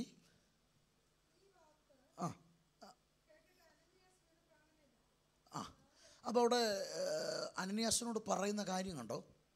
നീ വ്യാജം കാണിച്ചത് ആരോടാ? പരിശുദ്ധാത്മാവിനോട്. ഇനി 4-ാം വാക്യമാണ്, വായിച്ചോ. ഈ കാര്യത്തിൽ നിൻ്റേതാണ്, പിന്നെ ആണോ? എന്ത്? അടുത്തത് മനുഷ്യരോടല്ല. അപ്പോൾ പരിശുദ്ധാത്മാവ് ആരാണെന്നാ പറയുന്നേ? ഉറക്കെ പറഞ്ഞേ. അപ്പോൾ പരിശുദ്ധാത്മാവ് ദൈവമാണ്. ആരാണ്? ഈ ദൈവത്തെ നമ്മൾ ആരാക്കിയിരിക്കുക? സൃഷ്ടി. കാറ്റും തീയും മഴയും എണ്ണയും പ്രാവുമെല്ലാം സൃഷ്ടിയാണ്. സൃഷ്ടാവിനെ നമ്മൾ എവിടെ കൊണ്ടുവച്ചിരിക്കുക? ഇനി 8-ാം വാക്യം. സഫീറ വരുമ്പോൾ സഫീറയോട് പത്രോസ് പറയുന്നത് കണ്ടോ? പത്രോസ് അവളോട് ഇത്രയ്ക്കോ നിലം വിട്ടത് പറക. അതെ, ഇത്രയ്ക്ക് തന്നെ എന്നവൾ പറഞ്ഞു. അടുത്തത് പത്രോസ് അവളോട് ആരേടാ? ഒന്ന് ഉറക്കെ പറഞ്ഞ്. പരിശുദ്ധാത്മാവിൻ്റെ പേരിവിടെ നല്ലപോലെ ക്ലാരിറ്റി വരുത്തി കൊടുക്കുകയാണ്. ദൈവമെന്ന് മാത്രമല്ല, സഫീറയോട് പറഞ്ഞു, സഫീറ, പരിശുദ്ധാത്മാവ് എന്ന വ്യക്തിയോട് നീ വ്യാജം കാണിച്ചു, ദൈവമാണ്. അടുത്തത് സഫീറയ്ക്ക് വെളിപ്പെടുത്തി കൊടുക്കുന്നത് ഇത് കർത്താവിൻ്റെ ആത്മാവാണ്. എങ്ങനെ? അപ്പോൾ ഇപ്പം സ്ഥാനപ്പേര് കണ്ടോ? കർത്താവിനെ ഇഷ്ടമാണല്ലോ. കർത്താവിനെ പിരിയാൻ ഇഷ്ടമല്ലല്ലോ. കർത്താവിനെ വേണമല്ലോ. അപ്പം കർത്താവിൻ്റെ ആത്മാവിനോടോ? കർത്താവിൻ്റെ ആത്മാവ് പ്രാവാണോ? കർത്താവിൻ്റെ ആത്മാവ് കാറ്റാണോ? കർത്താവിൻ്റെ ആത്മാവ് മഴയാണോ? കർത്താവിൻ്റെ ആത്മാവ് തീയാണോ? അങ്ങനെയാണെങ്കിൽ കർത്താവിൻ്റെ ആത്മാവെന്ന് പറയുന്നതിൻ്റെ കാരണം വേഷത്തിൽ മനുഷ്യനായി കർത്താവ് വന്നതുകൊണ്ട് നമുക്ക് മറ്റൊന്നിനോടും കർത്താവിനെ ഉപമിക്കാൻ ഇഷ്ടമല്ല. ഇവിടെ പരിശുദ്ധാത്മാവ് വന്നത് ആത്മാവാം ദൈവം ആത്മാവുമായി വന്നതുകൊണ്ട് രൂപം നിർണയിക്കുക അസാധ്യമായതുകൊണ്ട് ഇടജാലി, നാൽക്കാലി, പറവ ഈ വകയോട് ഉപമിക്കുന്നതാണ് അപകടം. അതല്ല നമ്മൾ മനസ്സിലാക്കേണ്ടത്. പരിശുദ്ധാത്മാവിനെ വെളിപ്പെടുത്തി കൊടുക്കുന്നത് കർത്താവിൻ്റെ ആത്മാവ്. അങ്ങനെയാണെങ്കിൽ കർത്താവിന് എത്ര ബഹുമതിയും ഉണ്ടോ അത്രയും ഉള്ള ആളാണ്. അപ്പം പരിശുദ്ധാത്മാവും കർത്താവും ഒരു കസേരയിലിരിക്കുക. അവരുടെ സ്ഥാനം സെയിം ആട്ടോ. അപ്പോൾ ഇപ്പോൾ നമ്മൾ കരുതിയതുപോലെ ആണോ? പുത്രൻ കഴിഞ്ഞിട്ട് അങ്ങോട്ട് താഴോട്ട് പോകണ്ട, പുത്രനും പരിശുദ്ധാത്മാവും ഒരേ കാറ്റഗറി. അപ്പോൾ കർത്താവിൻ്റെ ആത്മാവ്. അപ്പോൾ ഇനി വേറൊരു വാക്യം കൂടെ ഞാൻ കാട്ടിത്തരാം. മത്തായി 10:20 വാക്യം, പെട്ടെന്ന് വേണേ. മത്തായി 10:20 വാക്യം. മത്തായി 10:20 വാക്യം. പറയുന്നത് നിങ്ങളല്ല, നിങ്ങളിൽ പറയുന്ന പേരൊന്ന് പറഞ്ഞേ. ആരാണത്? ആരാണത്? പിതാവിൻ്റെ ആത്മാവ്. ആരാണത്? ഉറക്കെ പറ. പരിശുദ്ധാത്മാവിൻ്റെ പേരെന്താ? ഇപ്പം പിതാവിനേക്കാൾ ചെറുതാണോ? പുത്രനേക്കാൾ ചെറുതാണോ? അപ്പോൾ ഒരേ കാറ്റഗറി. പിതാവ്, പുത്രൻ, കർത്താവിൻ്റെ ആത്മാവ്, പിതാവിൻ്റെ ആത്മാവ്. പരിശുദ്ധാത്മാവിനെ പേരുകൊണ്ട് നമുക്ക് വെളിപ്പെടുത്തി തരികയാണ്. പിതാവിനെ നമുക്കറിയാം, പുത്രനെ നമുക്കറിയാം, പക്ഷേ പരിശുദ്ധാത്മാവിനെ അറിയാൻ വേണ്ടി പേര് കൊടുത്തിരിക്കുന്നു പിതാവിൻ്റെ ആത്മാവ്, കർത്താവിൻ്റെ ആത്മാവ്. പഴയ നിയമം മുഴുവനും പറയുന്നത് യഹോവയുടെ ആത്മാവ്, ദൈവത്തിൻ്റെ ആത്മാവ്, പരിശുദ്ധാത്മാവ്, സത്യത്തിൻ്റെ ആത്മാവ്. കണ്ടോ? അപ്പോൾ ഈ പേരുകൾ കൊണ്ടൊരു കാര്യം ഉറപ്പാണ്, പരിശുദ്ധാത്മാവിനെ വെളിപ്പെടുത്തി തരികയാണ്.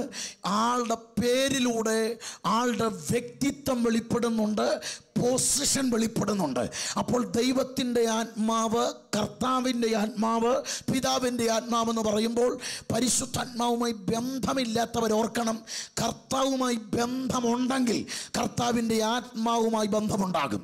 പിതാവുമായി ബന്ധമുണ്ടെങ്കിൽ പിതാവിൻ്റെ ആത്മാവുമായി ബന്ധമുണ്ടാകും. പിതാവിനെ ഇഷ്ടപ്പെടുമെങ്കിൽ പരിശുദ്ധാത്മാവിനെ ഇഷ്ടപ്പെടും. പിതാവുമായി ബന്ധമുണ്ടോ? പരിശുദ്ധാത്മാവുമായി ബന്ധമുണ്ടാകും. ഇന്ന് പകലിൽ പിതാവുമായും പുത്രനുമായി ബന്ധമില്ലായ്മ കൊണ്ടാണ് പരിശുദ്ധാത്മാവുമായി ബന്ധമില്ലാത്തത്. ഇന്ന് ഈ ഉപവാസ പ്രാർത്ഥനയുടെ ഈ പകൽ ആത്മാവ് ഓർമ്മിപ്പിക്കുന്നത് സ്വർഗത്തിൻ്റെ വകയാണോ എന്നറിയാനുള്ള ഏക വഴി പിതാവിൻ്റെ ആത്മാവുമായി ബന്ധമുണ്ടോ എന്ന് ചിന്തിക്കണം. അപ്പോൾ ഇനി ഒരു കാര്യം ഓർക്കണം, പിതാവുമായും പുത്രനുമായി ബന്ധമുണ്ടെന്ന് എങ്ങനെ അറിയാം? അതാണ് കർത്താവെന്ന് വിളിക്കണമെങ്കിൽ പോലും പരിശുദ്ധൻ അത്ര തീവ്രമാണ്. പലപ്പോഴും നമ്മൾ വില കുറച്ച് കണ്ടു. ജോലി വേണം, കാർ വേണം, വീട് വേണം, ബംഗ്ലാവ് വേണം, സാലറി വർദ്ധിക്കണം. അതിനേക്കാൾ അത്ര വലുതാണ്. അപ്പോൾ ഈ പകൽ നമ്മുടെ പ്രാർത്ഥനകളൊന്നും മെയിൻറ്റെയിൻ ചെയ്തിട്ട് പ്രയോറിറ്റി മാറ്റുക. പരിശുദ്ധാത്മാവുമായി ഒരു ഇൻറ്റിമസി പകലുണ്ടാകണം. നിങ്ങളുടെ ആത്മീക ജീവിതത്തിൽ ഏറ്റവും ഫസ്റ്റ് പ്രയോറിറ്റി പരിശുദ്ധാത്മാവേ, ഇന്ന് എനിക്ക് അങ്ങേ ഒന്ന് അറിയണം.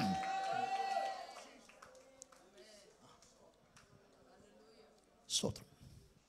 അപ്പം എൻ്റെ പ്രിയപ്പെട്ടവരെ, ഇനി നമ്മുടെ അകത്തേക്ക് സ്ഥാനം കയറിയപ്പോൾ നമുക്ക് പിടികിട്ടി കാറ്റും തീയും മഴ എണ്ണയൊന്നും അല്ല. പിന്നെ എന്തിനിതൊക്കെ പറയുന്നു? കാര്യം ആത്മാവായതുകൊണ്ട് നമുക്ക് ആളെ എന്ത് ചെയ്യത്തില്ല, അറിയത്തില്ല. അതുകൊണ്ട് പേര് കൊടുത്തിരിക്കുക. പേരുകൊണ്ട് ആളെ മനസ്സിലാക്കണം. ദൈവമാണ്, കർത്താവിൻ്റെ ആത്മാവാണ്, പിതാവിൻ്റെ. അപ്പോൾ നമുക്ക് ഇമ്പോർട്ടൻസ് അതാ. ശിഷ്യന്മാരുടെയൊക്കെ പ്രാർത്ഥനകളിലെല്ലാം പരിശുദ്ധാത്മാവിനാണ് പ്രാധാന്യം.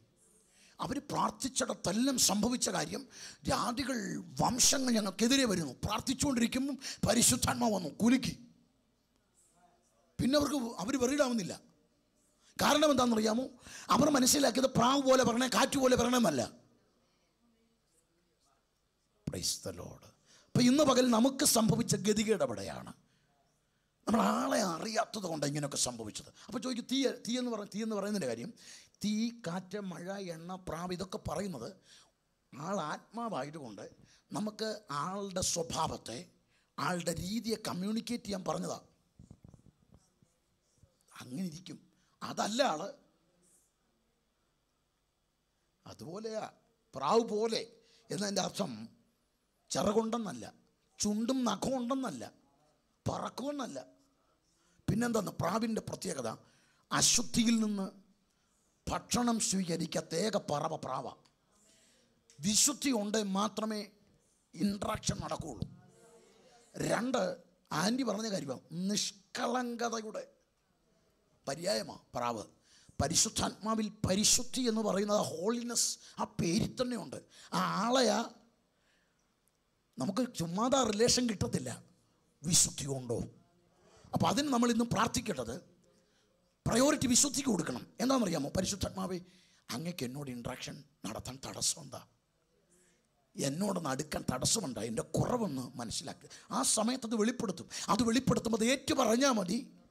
അത്രയേ ഉള്ളൂ, ഏറ്റു പറഞ്ഞാൽ മാത്രം മതി. ആ സമയത്ത് പരിശുദ്ധാത്മാവ് ഒരു ഇൻട്രാക്ഷൻ ഉണ്ടാകും. രണ്ട്, തീ എന്ന് പറയുന്ന കാര്യം ഈ പ്രപഞ്ചത്തിൽ അശുദ്ധിപ്പെടുത്താൻ പറ്റാത്ത, മലിനമാക്കാൻ പറ്റാത്ത ഏക പ്രപഞ്ച ശക്തിയാണ് തീ. കാറ്റിനെ, വായുവിനെ, വെള്ളത്തെയൊക്കെ മലിനമാക്കാം. തീയെ മാത്രം പരിശുദ്ധാത്മാവെന്ന് പറയുമ്പം ഹോളിനെസ് ആ പേരിൽ തന്നെയാണ്.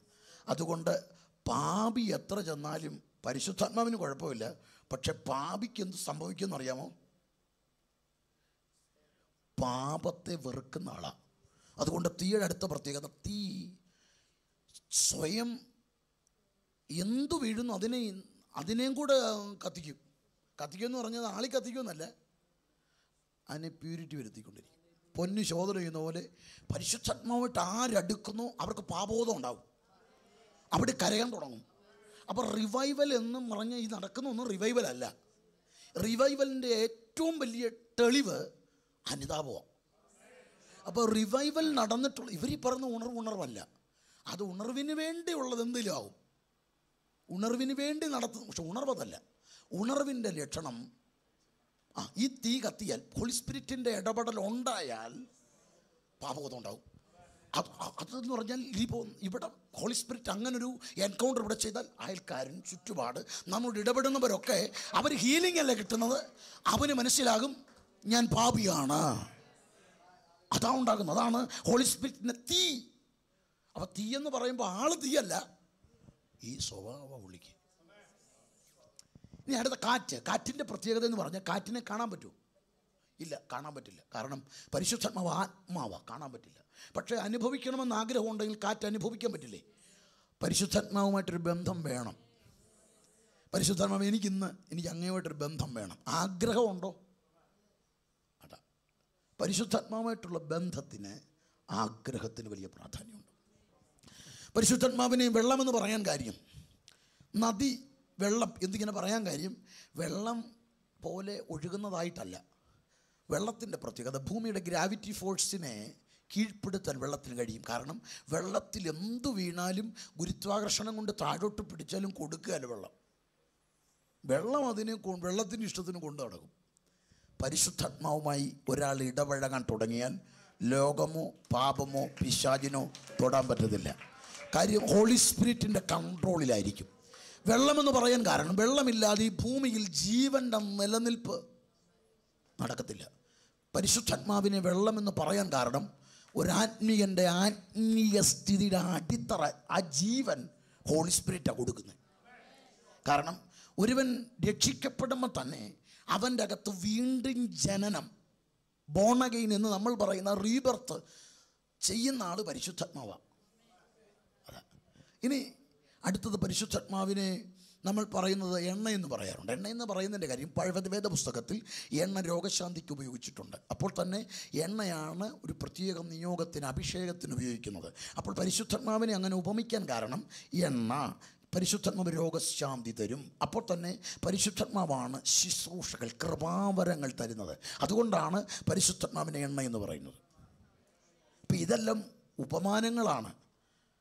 പരിശുദ്ധാത്മാവ് കാറ്റും തീയും മഴ എണ്ണയൊന്നും അല്ല. അപ്പം ഞാൻ പറഞ്ഞു പരിശുദ്ധാത്മാവ് ദൈവമാണ് എന്ന് ഞാൻ പറഞ്ഞു. പരിശുദ്ധാത്മാവ് ആരാണ്? ഇനി ഞാൻ അടുത്തൊരു വാക്കുകൂടെ പറയാം. പരിശുദ്ധാത്മാവെന്ന് മനസ്സിലാക്കണം. മനസ്സിലാക്കി കഴിയുമ്പോഴേ കാര്യസ്ഥൻ്റെ പ്രാധാന്യതയിലേക്ക് നമ്മൾ എത്തത്തുള്ളൂ. പരിശുദ്ധാത്മാവിനെ കുറിച്ച് ഒരു വാക്ക് കൂടെ കടത്തി വായിക്കണം, നമുക്കൊന്ന് മനസ്സിലാക്കാൻ വേണ്ടിയാണ്. വായിച്ച വാക്യങ്ങൾ തന്നെയാണ്. 16:7-8 8-ാം വാക്യം ഒന്ന് വായിച്ച്. 8-ാം വാക്യം 16:8. അത് തന്നെ ആ വാക്കൊന്നുകൂടെ ആവർത്തിക്കാം. ആരാണ് ആ വാക്ക്? എന്താ ഉപയോഗിച്ചിരിക്കുന്നത് ആൻറ്റി? അവൻ. കാറ്റിനെ അവനെന്ന് വിളിക്കുമോ? തീയെ അവനെന്ന് വിളിക്കുമോ? വെള്ളത്തെ അവനെന്ന് വിളിക്കുമോ? അവനെന്ന് വിളിക്കണമെങ്കിൽ ഹീസ് എ പേഴ്സൺ. ആണോ? ആത്മാവായി വന്ന വ്യക്തി. ആണോ? ആത്മാവായ വ്യക്തി. ഈ വ്യക്തിയെ നമ്മൾ ആരാക്കി വെച്ചിരിക്കുക? കാറ്റും തീയും മഴയും പ്രാവും ഒക്കെ ആയിട്ട് നമ്മൾ അങ്ങനെ പറയുക. ദൈവമായ ആൾ എന്ത് വിഷമിക്കുന്നുണ്ട് അല്ലേ? വ്യക്തിയായ ആൾ പറയുക, ഇവർക്ക് എന്നെ മനസ്സിലായില്ല. കർത്താവ് മനുഷ്യനായി വന്നതുകൊണ്ട് പിടികിട്ടി, പക്ഷെ ഞാൻ ആത്മാവായി വന്നിരിക്കുകയാണ്. ആത്മാവിൻ്റെ വ്യക്തിത്വം അറിയാത്തത് കൊണ്ട് നമ്മളിപ്പോഴും മണ്ടത്തരത്തിലാണ്. അപ്പം ഇനി അടുത്ത പദം അവിടെ വായിക്കണ്ട, അവൻ എന്നല്ലേ. ഇനി അടുത്ത 14:16 വായിച്ചു നോക്കിയേ. ഞാൻ പിതാവിനോട് ചോദിക്കും, അവൻ സത്യത്തിൻ്റെ ആത്മാവെന്ന് മറ്റൊരു കാര്യസ്ഥനെ നിങ്ങളോട് കൂടെ ഇരിക്കേണ്ടത് നിങ്ങൾക്ക്. അടുത്തത്, ലോകം അവനെ, പരിശുദ്ധാത്മാവിനെ കുറിച്ച് പറയുന്നു. ലോകം അവനെ, അതിൻ്റെ അർത്ഥം കാറ്റല്ല, തീയല്ല, മഴയല്ല. നമ്മളിവിടെ ശക്തി എന്ന് പറയുമ്പോൾ, ശക്തി എന്ന് പറയുന്നത് ഗ്രാമറിൽ നമ്മൾ മലയാളത്തിൽ പുല്ലിംഗം, സ്ത്രീലിംഗം, നപുംസകലിംഗം, feminine gender, masculine gender, neutral gender അല്ലേ. അപ്പോൾ ഈ ശക്തി എന്ന് പറഞ്ഞ ഇതിൽ വരും. പിടികിട്ടിയോ? ഗ്രാമർ പഠിച്ചിട്ടുള്ളവർക്കറിയാം അല്ലേ. നമ്മളിതുവരെ പറഞ്ഞുകൊണ്ടിരുന്നത് ശക്തി എന്ന് പറയുന്നത് ന്യൂട്രൽ ജെൻഡർ, നപുംസകലിംഗം. ഗ്രാമറിൽ മേശ, കസേര, ബോക്സ്, ഫാന്, ശക്തി.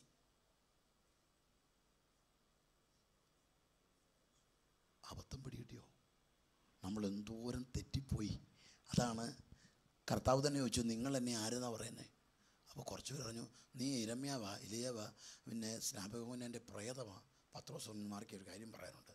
നീ അത്യുന്നതനായ ദൈവത്തിൻ്റെ പുത്രനായ മനുഷ്യനായി വന്നിട്ട് പോലും എല്ലാവർക്കും ഈ വെളിപ്പാട് എന്ത് ചെയ്തില്ല, കിട്ടിയില്ല. പക്ഷേ അവരോട് ചോദിച്ചാൽ അവർ പറയും, വെളിപ്പാട് കിട്ടാത്തവരെന്താ പറയുക? ഇവനിപ്പോഴും സ്നാപകയോനാൻ ബേൽസബൂലിനെ കണ്ട ഭൂതത്തെ. ഇന്ന് പകൽ നമ്മൾ മനസ്സിലാക്കണം, പരിശുദ്ധാത്മാവിനെ കുറിച്ചൊരു വെളിപ്പാട് വേണം. എൻ്റെ ചോദ്യം, പരിശുദ്ധാത്മാവെന്ന വ്യക്തി, അവൻ എന്ന് വിളിക്കുന്നെങ്കിൽ ദൈവമാണ്, വ്യക്തിയാണ്. എഫെസ്യലേഖനം 4:30 വായിക്കുന്നു, ദൈവത്തിൻ്റെ പരിശുദ്ധാത്മാവിനെ എന്ത് ചെയ്യരുത്? ദുഃഖിപ്പിക്കരുത്. ദുഃഖിപ്പിക്കരുത്. ആ ദുഃഖം, ഇമോഷൻസ് ഒരു വ്യക്തിത്വത്തിൻ്റെ ലക്ഷണമല്ലേ. കാറ്റിനും മഴയ്ക്കൊന്നും ദുഃഖമില്ല, ഇമോഷൻസ് പരിശുദ്ധാത്മാവിനുണ്ടെങ്കിൽ. അടുത്ത പദമല്ലേ, അവൻ ലോകത്തിന് പാപത്തെക്കുറിച്ച്, നീതിയെക്കുറിച്ച്, ന്യായവിധിയെക്കുറിച്ച് ലോകത്തിന് ബോധം വരുത്തും. ബോധം വരുത്തണമെങ്കിൽ പ്രാവിന് മറ്റൊരാളെ കൗൺസിൽ ചെയ്ത് ബോധം വരുത്താൻ പറ്റുമോ? അപ്പോൾ ഇന്ന് പകൽ പരിശുദ്ധാത്മാവിനെ കുറിച്ചൊരു അറിവ് അകത്ത് കയറിയോ? അപ്പോൾ ഇനി നമ്മൾ മനസ്സിലാക്കാൻ പോകുന്നത്, കർത്താവ് പറഞ്ഞു, ഞാൻ പോകുന്നത് നിങ്ങൾക്ക് പോയാൽ കാര്യസ്ഥൻ വരും. അപ്പോൾ കർത്താവ് അവർക്ക് കൺവേ ചെയ്യുന്നത്, നിങ്ങളുടെ ഹൃദയം കലങ്ങണ്ട, നിങ്ങൾ ഇടറണ്ട, ഞാൻ പോകുന്നെന്ന് കരുതി പേടിക്കൊന്നും വേണ്ട. കാരണം ഞാൻ പിതാവിനോട് ചോദിക്കും, അവൻ മറ്റൊരു കാര്യസ്ഥനെ അയക്കും. നിങ്ങളതുകൊണ്ട് പ്രയോജനമാണ്. ആരാണ് ആ കാര്യസ്ഥൻ? നിങ്ങൾക്ക് പ്രയോജനമാണ്. ഞാൻ ആ വാക്കൂടെ പറഞ്ഞ് ഞാൻ പ്രാർത്ഥിക്കാം കേട്ടോ. പെട്ടെന്ന് വാക്യം വായിക്കാം. ഞാൻ പിതാവിനോട് ചോദിക്കും. അങ്ങനല്ലേ വായിച്ചത്? യോഹന്നാൻ 14:16. ഞാൻ പിതാവിനോട് ചോദിക്കും. ആ ചോദ്യം ഇവിടെ ഒരു ഫ്യൂച്ചർ ടെൻസാണ് ഉപയോഗിക്കുന്നത്. 16-ാം അധ്യായത്തിൽ ഫ്യൂച്ചർ ടെൻസ് ഉപയോഗിക്കുമ്പോൾ ഒരു കാര്യം ഉറപ്പാണ്, ഇതുവരെ ഞാൻ ചോദിച്ചിട്ടില്ല. ഞാൻ ചോദിക്കും, ഞാൻ പിതാവിനോട് ചോദിക്കും. അപ്പോൾ എപ്പോഴാണ് ചോദിക്കുന്നത്? 17-ാം അധ്യായം മഹാപുരോഹിത പ്രാർത്ഥന 17:15 വായിച്ച്. 17:15 ലോകം അവനെ കാണുകയോ അറിയുകയോ ചെയ്യാതെ അവരെ ലോകത്തിൽ നിന്ന് എടുക്കണമെന്നല്ല, ദുഷ്ടൻ്റെ കയ്യിൽ അകപ്പെടാൻ അവരെ കാത്തുകൊള്ളണമെന്നത്രേ. എന്താ അപേക്ഷിച്ചത്? അല്ല ആൻറ്റി, അത് മതി, 15 മാത്രം മതി. എന്താ അപേക്ഷിച്ചത്? ലോകം അവരെ പകച്ചു, അവരെ ലോകത്തിൽ നിന്ന് ദുഷ്ടൻ്റെ കയ്യിൽ. 12 മുതൽ വായിച്ച് നോക്കൂ. ഞാൻ വിവരിക്കാതെ നിങ്ങൾക്ക് അർത്ഥം പിടികിട്ടും. അവരോട് കൂടെ ഇരുന്നപ്പോൾ നീ എനിക്ക് തന്ന അവരെ നിൻ്റെ നാമത്തിൽ ഞാൻ കാത്തുകൊണ്ടിരുന്നു. പാസ്റ്റ് ടെൻസ് അതിൽ ഗ്രാമറുണ്ട്, അതിലെ പാസ്റ്റ് ടെൻസ്. ഞാൻ അവരെ കാത്തുകൊണ്ടിരുന്നു. കാക്കുന്നല്ല, കാത്തുകൊണ്ടിരുന്നു. ഇതുവരെ ഞാൻ കാത്തുകൊണ്ടിരുന്നു. കണ്ടോ, ഇതുവരെ ഞാൻ കാത്തുകൊണ്ടിരുന്നു. അടുത്തത്, ഞാൻ അവരെ സൂക്ഷിച്ചു. പാസ്റ്റ് ടെൻസാ, ഞാൻ അവരെ സൂക്ഷിച്ചു. തിരുവെഴുത്തി നിവർത്തി വരേണ്ടതിന് അവരിൽ ആരും നശിച്ചു പോയിട്ടില്ല. പാസ്റ്റ് ടെൻസ്, ഇതുവരെ ഞാൻ സൂക്ഷിച്ചു, ഞാൻ അവരെ കാത്തുകൊണ്ടിരുന്നു, ആരും നശിച്ചു പോയിട്ടില്ല. 13-ാം വാക്യം, ഇപ്പോഴോ, ഇപ്പോൾ ശ്രദ്ധിച്ചോ, ഇപ്പോഴോ ഞാൻ എൻ്റെ അടുക്കൽ. ഇനി എല്ലാവരും വാക്കുകൾ ഇങ്ങോട്ട് ശ്രദ്ധിച്ചു, ഞാൻ പറഞ്ഞുതരാം. ഇതുവരെ ഞാൻ എന്ത് ചെയ്തിട്ടുണ്ട്? സൂക്ഷിച്ചു, ഞാൻ കാത്തു, ഒരാളൊഴികെ ആരും എന്ത് ചെയ്തിട്ടില്ല? നശിച്ചു പോയിട്ടില്ല. ഇനി അടുത്തത് പറയുന്നത്, ഇപ്പം ഞാൻ എങ്ങോട്ട് വരിക? നിൻ്റെ അടുക്കോട്ട് വരിക പിതാവേ. അതുകൊണ്ട് എനിക്ക് തന്നവരുണ്ടല്ലോ, ഇവരെ ലോകത്തിൽ നിന്ന് എടുക്കണമെന്നല്ല എൻ്റെ പ്രാർത്ഥന. ദുഷ്ടൻ്റെ കയ്യിൽ അകപ്പെടാതെ അവരെ എന്ത് ചെയ്യണം? ദുഷ്ടൻ്റെ കയ്യിൽ അകപ്പെടാതെ അവരെ എന്ത് ചെയ്യണം? കാക്കണം. അങ്ങനെയാണെങ്കിൽ എൻ്റെ ചോദ്യം, ദുഷ്ടൻ്റെ കയ്യിൽ അകപ്പെടാതെ കാക്കണമെന്ന് കർത്താവ് പറയുമ്പോൾ ഈ ദുഷ്ടനാരാ? പിശാച.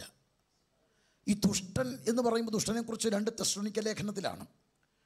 2:7 വായിച്ചേ.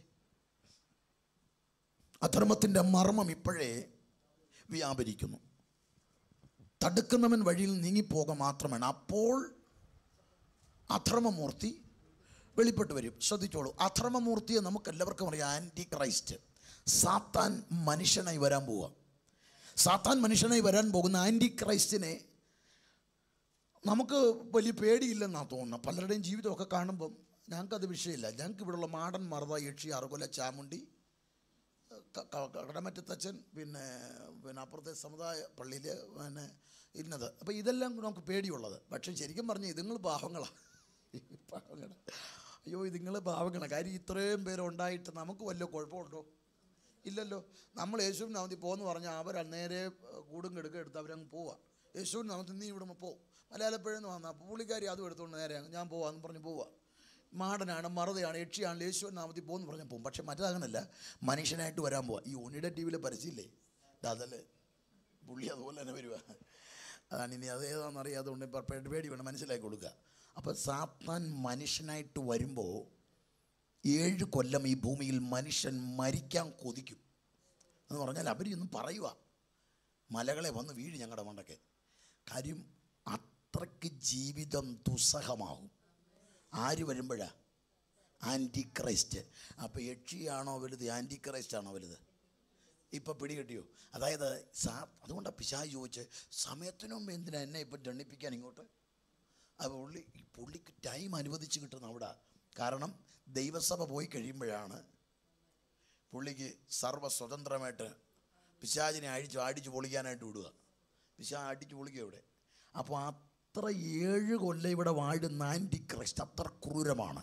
പക്ഷെ സഭ, ഇപ്പം ഞാൻ ഈ ആൻറ്റി ക്രൈസ്റ്റിനോട് ചോദിക്കുന്നത്, എടാ വലിയ ഭൂതമേ, നിൻ്റെ കുട്ടിഭൂതങ്ങളെല്ലാം ഇവിടെ ഉണ്ടല്ലോ, മാടൻ, മറുത, യക്ഷി, അറുകൊല, ഇതെല്ലാം ഇവിടെ ഉണ്ട്. അപ്പോൾ പിന്നെ നിനക്കൂടെ നേരിട്ടായി വന്നൂടെ? നീടോ ഒന്ന് എന്താണെന്ന് വെച്ചാൽ ചെയ്തുകൂടെ? ഈ പിശാചി പറയുന്നു, ഉദ്ദേശിച്ച് ഞാൻ വരാൻ ഡ്രസ്സ് പണിഞ്ഞ് എത്ര നേരമായിട്ട് നിൽക്കുകയെന്നറിയോ? ഞാൻ റെഡിയായിട്ട് എപ്പോഴേ റെഡിയായി, എൻ്റെ ആളുകളുള്ളൂ, എനിക്ക് ധൈര്യമായിട്ട് വരാം, ഞാൻ ഇന്ന് റെഡിയായി ഡ്രസ്സൊക്കെ ഇട്ട് നിൽക്കുക. പക്ഷേ ഈ വഴി കയറി ഇയാൾ നിൽക്കുവാ, നിങ്ങൾ ഈ തടുക്കുന്നവൻ കയറി നിന്നിട്ട് ഇങ്ങനെ എന്നോട് പറയുക കയറ്റത്തില്ലെന്ന്. ഈ തടുക്കുന്നവൻ, പിടി കിട്ടിയോ? തടുക്കുന്നവൻ, പരിശുദ്ധാത്മാവിനെ വിളിച്ചിരിക്കുന്ന പേരാണ് തടുക്കുന്നവൻ. അപ്പോൾ ഞാൻ അതിൽ നിന്നൊരു കാര്യം പറയാം. അല്ല, എനിക്ക് ചോദിക്കേണ്ട, പരിശുദ്ധാത്മാവേ, അങ്ങ് എന്തിനാ ഇവൻ്റെ വഴി കയറി നിൽക്കുന്നത്? അങ്ങ് എന്തിനാ ഈ ആൻറ്റി ക്രൈസ്റ്റിൻ്റെ വഴി നിൽക്കുന്നേ? വേറെ അങ്ങ് പോയി നിന്നൂടെ? പരിശുദ്ധാത്മാവ് പറയുന്ന, മോനെ, എനിക്ക് മേളിൽ നിന്ന് കിട്ടിയ ഇൻസ്ട്രക്ഷൻ എന്താണെന്നറിയാമോ? ദുഷ്ടൻ്റെ കയ്യിൽ അകപ്പെടാതെ കാക്കണം. ദുഷ്ടൻ ഇവരെ കൊടുക്കരുത്. ഈ ആൻറ്റി ക്രൈസ്റ്റിന് ഇവരെ കൊടുക്കരുത്. ഇവരെ പിടിക്കാൻ അനുവദിക്കരുത്. ഇവരെ കൊണ്ട് ഇവനോട് അടുക്കാനോ ഇവരോട് അടുക്കാനോ സമ്മതിക്കാതെ ഇതിൻ്റെ നടുക്ക് താമ്ര കവചമായി നിൽക്കാനായി എനിക്ക് സ്വർഗം തന്ന നിയോഗം. അപ്പം എൻ്റെ പ്രിയപ്പെട്ടവരെ, ഞാൻ ചോദിച്ചോട്ടെ, പിശാചിൻ്റെ ഏറ്റവും സുപ്പീരിയർ പവറായ ആൻറ്റി ക്രൈസ്റ്റിനെ ബ്ലോക്ക് ചെയ്യണമെങ്കിൽ തടുക്കുന്നവൻ്റെ റേഞ്ച് എന്താ? പിടികിട്ടിയോ? ഇദ്ദേഹത്തെ നമ്മൾ ഗതികേടിലാക്കി വെച്ചിരിക്കല്ലേ. നമ്മൾ വിളിക്കുന്നത് എങ്ങനെ? കാറ്റ് പോലെ വാ. എൻ്റെ മുന്നേ ഈ ഭൂമിയിലെ ഒരു പ്രതിഭാസമല്ലേ കാറ്റ്? ഈ പ്രകൃതിയിലുള്ളതല്ലേ ഈ മഴയും തീയും ഒക്കെ? ഇതിനേക്കാൾ വലുതല്ലേ പിശാച്? കർത്താവിൻ്റെ പടകിലോട്ട് കാറ്റിളകി കാറ്റടിച്ചെന്നല്ലേ. അപ്പം കാറ്റ് പോലെ വാ എന്ന് പറയുമ്പോൾ പിശാചിന് വിഷയം കഷ്ടം. അവർ വെറുതെ കാറ്റ് മതി, അങ്ങനെ തന്നെ മതി, അങ്ങനെ തന്നെ മതി. കാര്യം എനിക്ക് ഇവരെ ഫുട്ബോൾ കളിക്കണം. ഇപ്പം ഇവിടെ നമ്മൾ ഇന്ന് പകൽ നമ്മുടെ അകത്തേക്ക് വരേണ്ട വെളിപ്പാടാണ് ഞാൻ പറഞ്ഞു വരുന്നത്. He's A person. ഈ വ്യക്തി നിൽക്കുന്നത് സാത്താൻ്റെ കയ്യിൽ. അവനോട് പറഞ്ഞാ ഭൂതമേ, ഞാൻ പറഞ്ഞല്ലാതെ നീ ഇങ്ങോട്ട് കയറരുത്. കാരണം എനിക്കുള്ളൊരു കൂട്ടം ഇവിടെ ഉണ്ട്. അവരെ നിനക്ക് തരാതെ കൊണ്ടു കൊടുക്കണം. അതിനായി എൻ്റെ മേൽ തന്ന നിയോഗം. അവർക്ക് എന്നെക്കുറിച്ച് വെളിപ്പാടില്ലെങ്കിലും എനിക്കവരെ ഒരു കേടും കൂടാതെ കൊണ്ടുപോകണം. അങ്ങനെയാണെങ്കിൽ ഇന്ന് പകൽ മനസ്സിലാക്കണം, പരിശുദ്ധാത്മാവിൻ്റെ അധികാരത്തിൻ്റെ റേഞ്ച് എന്താ. ഇനി ഞാൻ ഒന്നുകൂടെ ചോദിച്ചോട്ടെ, ഇത്രയും അധികാരമുള്ള ഒരാൾ നമ്മുടെ കൂടെ വീട്ടിൽ എപ്പോഴും ഉണ്ടല്ലോ. നമ്മൾ പോകുമ്പോൾ ഒരു മോളമേ ഞാനോട് വരുവാ വീട്ടിലോട്ട്. അയ്യോ അങ്ങനല്ല എൻ്റെ കൂടെ ഇപ്പോൾ വരരുത്, കാരണം ഞായറാഴ്ച പറ്റത്തുള്ളൂ. ഞായറാഴ്ച ഞാൻ വരുമ്പം ആരാധന എപ്പോഴാണ് സമയം? 9 മണിക്ക് 9:30 വരെ. രണ്ടാമത്തെ പാട്ട് 2ാം സ്റ്റാൻസർ റിപ്പീറ്റ് ചെയ്യുമ്പോൾ കീബോർഡ് അന്നേരം 125 ടെമ്പോ ഇടും. ആ ടൈമിൽ വരണം, ഞാൻ അന്നേരം അന്യഭാഷ പറയത്തുള്ളൂ. ഇതല്ലേ നമ്മൾ ചെയ്തേ? ഇതല്ലേ നമ്മൾ ചെയ്തുകൊണ്ടിരുന്നേ? നമ്മളിത് ഋതം തീരുന്ന ഉടനെ കോഴ്സ് പിടിക്കുമ്പോൾ നമ്മളെന്താ ചെയ്യുക? അപ്പം നമുക്കറിയാം, ഇനി ഞാൻ ശബ്ദം ഉണ്ടാക്കിക്കൂടാ, ഇനി ഞാൻ അടിക്കില്ല, ഋതം നിന്നു, ഇനി ഞാൻ എന്ത് ചെയ്യാൻ പാടില്ല. ഇത് പറയുന്നില്ല, പക്ഷെ നമ്മുടെ മനസ്സിൽ ഒന്നേരം വരുന്ന എന്നാണെന്നറിയാമോ? ഇതല്ലേ കണക്ഷൻ. ഇത്രയും അധികാരമുള്ള ആളുമായിട്ടുള്ള റിലേഷൻ എവിടെ വരെയാ? 2 അന്യഭാഷയ്ക്ക് വേണ്ടിയാണോ വന്നത്? നമ്മളിതുവരെ കരുതിയത് 2 അന്യഭാഷ കൊണ്ട് ഈ റിലേഷൻ തീരുക, ഒരു കയ്യടി കൊണ്ട് തീരുക. ഞാൻ ഇന്ന് നിങ്ങൾക്ക് ഈ ആളെ പരിചയപ്പെടുത്തുന്നതിൻ്റെ കാര്യം, ഇതിനേക്കാൾ നല്ലൊരാളെ കിട്ടാനില്ല ലൈഫിൽ. ഇത് കർത്താവ് പറഞ്ഞതാണ്. ഞാൻ പോകുന്നത് അപ്രയോജനം. അതിൻ്റെ കാരണം എന്താണെന്നറിയാമോ? ഞാൻ ഇവിടെ വന്നത് വേഷത്തിൽ മനുഷ്യനായിട്ടാണ്. പക്ഷേ കാര്യസ്ഥൻ വരുന്നത് മനുഷ്യനായിട്ടല്ല, ദൈവമായിട്ട് തന്നെയാണ്. ഞാൻ വന്നത് അടിയേൽക്കാൻ തുപ്പലേൽക്കാനാ. അവൻ വരുന്നത് നിന്നെ കാഹളം മുഴങ്ങുന്നിടം വരെ സൂക്ഷിക്കാൻ വേണ്ടിയാണ്. ഇന്ന് പകൽ അവനുമായിട്ടൊരു ബന്ധമുണ്ടാകണം. Oh Jesus. ഇനി നമ്മുടെ അകത്തേക്ക് നിറയേണ്ടത് കീബോർഡോ പാട്ടോ താളമോ കൊണ്ട് തീരുന്നൊരു ബന്ധമല്ല. കണ്ടോ? അപ്പം നമ്മളിതുവരെ ചെയ്തുകൊണ്ടിരുന്നൊരു പാട്ട് തീരുമ്പം ബന്ധം തീർന്നു. ആ അവസാനം പാസ്റ്റേഴ്സ് പ്രസംഗം അവസാനമൊക്കെ എഴുന്നേക്കാമെന്ന് പറയുമ്പോൾ നമുക്കറിയാം, ഇനിയിപ്പം ഒരു 10 മിനിറ്റ് ഞാൻ അന്നേരം അതിനുവേണ്ടി നമ്മൾ ഉഷാറാകുക ഉടനെ. കറക്റ്റല്ലേ? നമ്മൾ ആ ടൈം സത്യമല്ലേ ഞാൻ പറഞ്ഞത്? അവസാനം നമ്മൾ എല്ലാവർക്കും ദൈവസന്നിധിയിൽ എഴുന്നേക്കാം. ഉടനെ നമുക്കറിയാം, ഓക്കെ, കാലൊക്കെ ഒന്ന് ഇതെല്ലാം റെഡിയാക്കി. കാര്യം നമ്മൾ ഇനിയുള്ള 10 മിനിറ്റ് എന്ത് ചെയ്യാൻ പോവാണ്? അന്നേരത്തേരും പറയുന്നു, പരിശുദ്ധാത്മാവിനെ വിളിക്കുന്നത്, വാ പറയണം, പെട്ടെന്ന് പറയണം, വാ. അത് കഴിയുമ്പോഴോ, ആശീർവാദം കഴിയുമ്പം പുള്ളിയോട് പറയും, ഇവിടെ ഇരുന്നോണം കേട്ടോ, പേടിയുണ്ട്, വന്ന് ഇരുന്നോണം, ഞങ്ങൾ വെള്ളിയാഴ്ച വരുന്നുണ്ട്. വെള്ളിയാഴ്ച ഉപവാസ പ്രാർത്ഥന വെള്ളിയല്ലേ? വെള്ളിയാഴ്ച രാവിലെ ഞങ്ങൾ വരും കേട്ടോ, അന്നേരം ഇനി വരണം. അതുവരെ പുള്ളി ഈ സൈഡിൽ ഇടിക്കുക.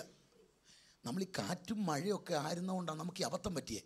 കാറ്റ് സീസണാണ്, മഴ സീസണാണ്. പ്രാവ് കൂട്ടിലടയ്ക്കാം, ഫാനാണെങ്കിൽ കൂട്ടാം കുറയ്ക്കാം, കാറ്റ് വേണം, ഇങ്ങനെ നമ്മുടെ ഇഷ്ടത്തിനാണ് എല്ലാം. അങ്ങനല്ലേ?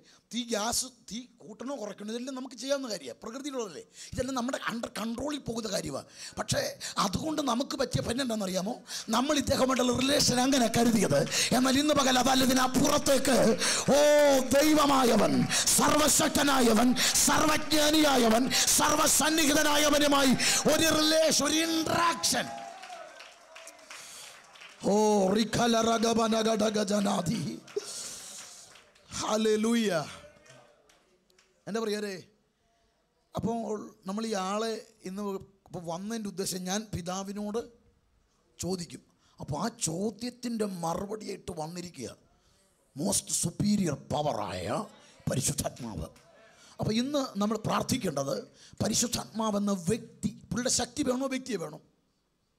വ്യക്തി. അതാണ്. അപ്പം നമ്മളിതുവരെ പ്രാർത്ഥിച്ചുകൊണ്ടിരുന്നത് പുള്ളിയുടെ ശക്തി മതി. അതൊരു പാട്ടിൽ, ഒരു അന്യഭാഷയിൽ, ഒരു പ്രസംഗത്തിൽ. അതല്ലത്, എനിക്ക് കൂടെ നടക്കാൻ നീ വേണം. അപ്പം ഇന്ന് നമ്മളുടെ പ്രാർത്ഥന എന്താകണം? ഇന്ന് ആശീർവാദം പറഞ്ഞ് പോകുമ്പോൾ, പരിശുദ്ധാത്മാവേ ഒരു വ്യക്തിയായിട്ട് എൻ്റെ കൂടെ. ഞാൻ വിളിച്ചാൽ വരുമോ അച്ചായ? മോള് ഇങ്ങോട്ട് വിളിച്ചാൽ വരുമോ? ഒന്ന് വിടാമോ? മോളെ ഇങ്ങ് വന്ന് വാ, അങ്കിളിൻ്റെ അടുത്തോട്ടൊന്ന് ഒന്ന് കാണട്ടെ. ഇതാ നമ്മുടെ പ്രതിനിധി വരുന്നുണ്ട്, ഒരു എക്സാമ്പിളിന് വേണ്ടിയാണ് കേട്ടോ. നല്ല മോള് മിടിക്ക് വന്നിട്ട് അക്കരെ മോള് ഇത് നോക്കി. ഇത് നമ്മുടെ പ്രതിനിധി. ഇത്തിരി പേടിയും പരിഭ്രമവും ഒക്കെ ഉണ്ട്. ഈ കുഞ്ഞിൻ്റെ കൂടെ എന്നെപ്പോലൊരു തടിയനുണ്ടെങ്കിൽ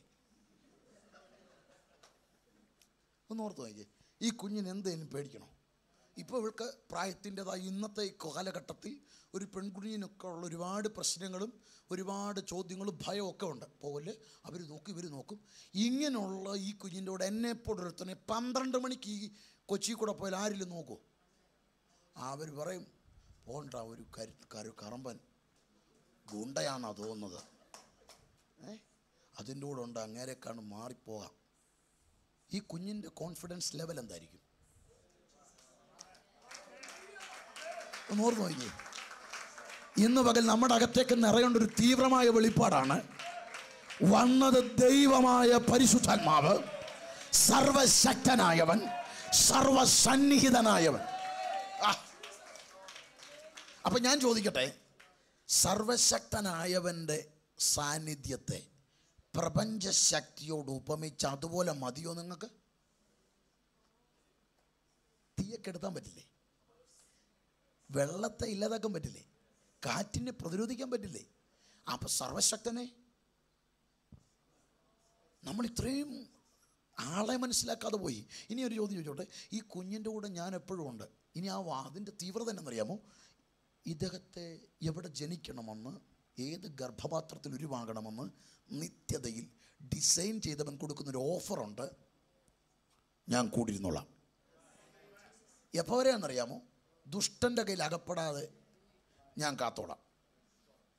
നിൻ്റെ വശത്ത് 1000, വലത്ത് വശത്ത് 10,000 വീഴും.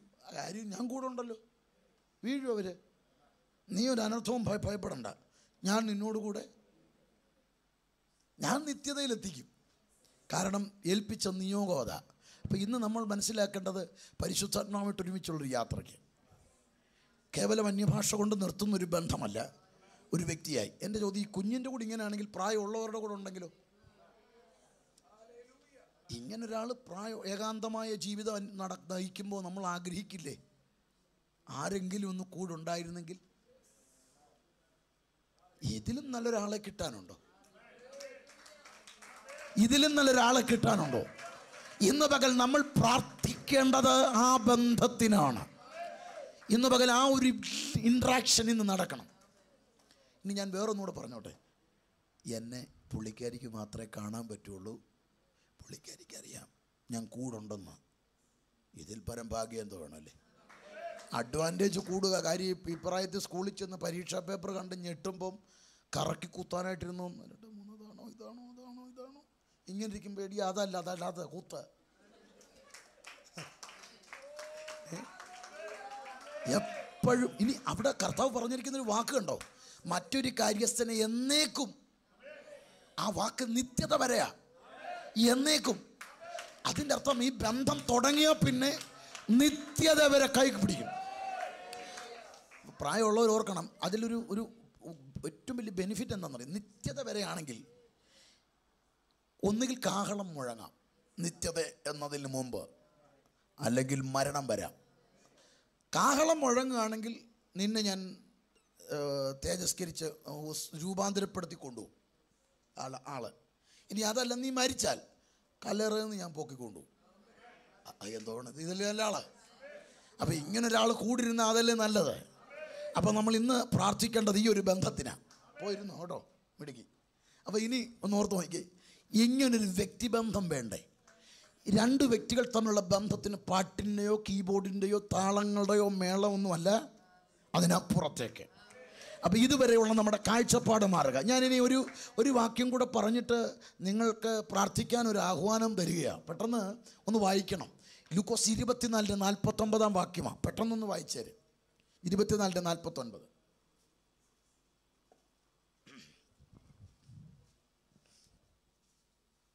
എൻ്റെ പിതാവ് വാഗ്ദത്തം ചെയ്തതിനെ ഞാൻ നിങ്ങളുടെ മേൽ അയക്കും. നിങ്ങളോ ഉയരത്തിൽ നിന്ന് നഗരത്തിൽ പാർക്കണം. എത്ര ദിവസമാണെന്ന് എഴുതിയിട്ടുണ്ടോ? പിന്നെ എപ്പോൾ വരെ പാർക്കണം? ഉയരത്തിൽ നിന്ന്. അപ്പോൾ ആ ഇൻട്രാക്ഷൻ നടക്കുന്നത് വരെ നിങ്ങൾ എവിടെ ഇരിക്കണം? നഗരത്തിൽ ആ മാളിക മുറിയിൽ ഇരുന്നോണം. അതിൽ ഒരർത്ഥം കൂടെ ഉണ്ട്.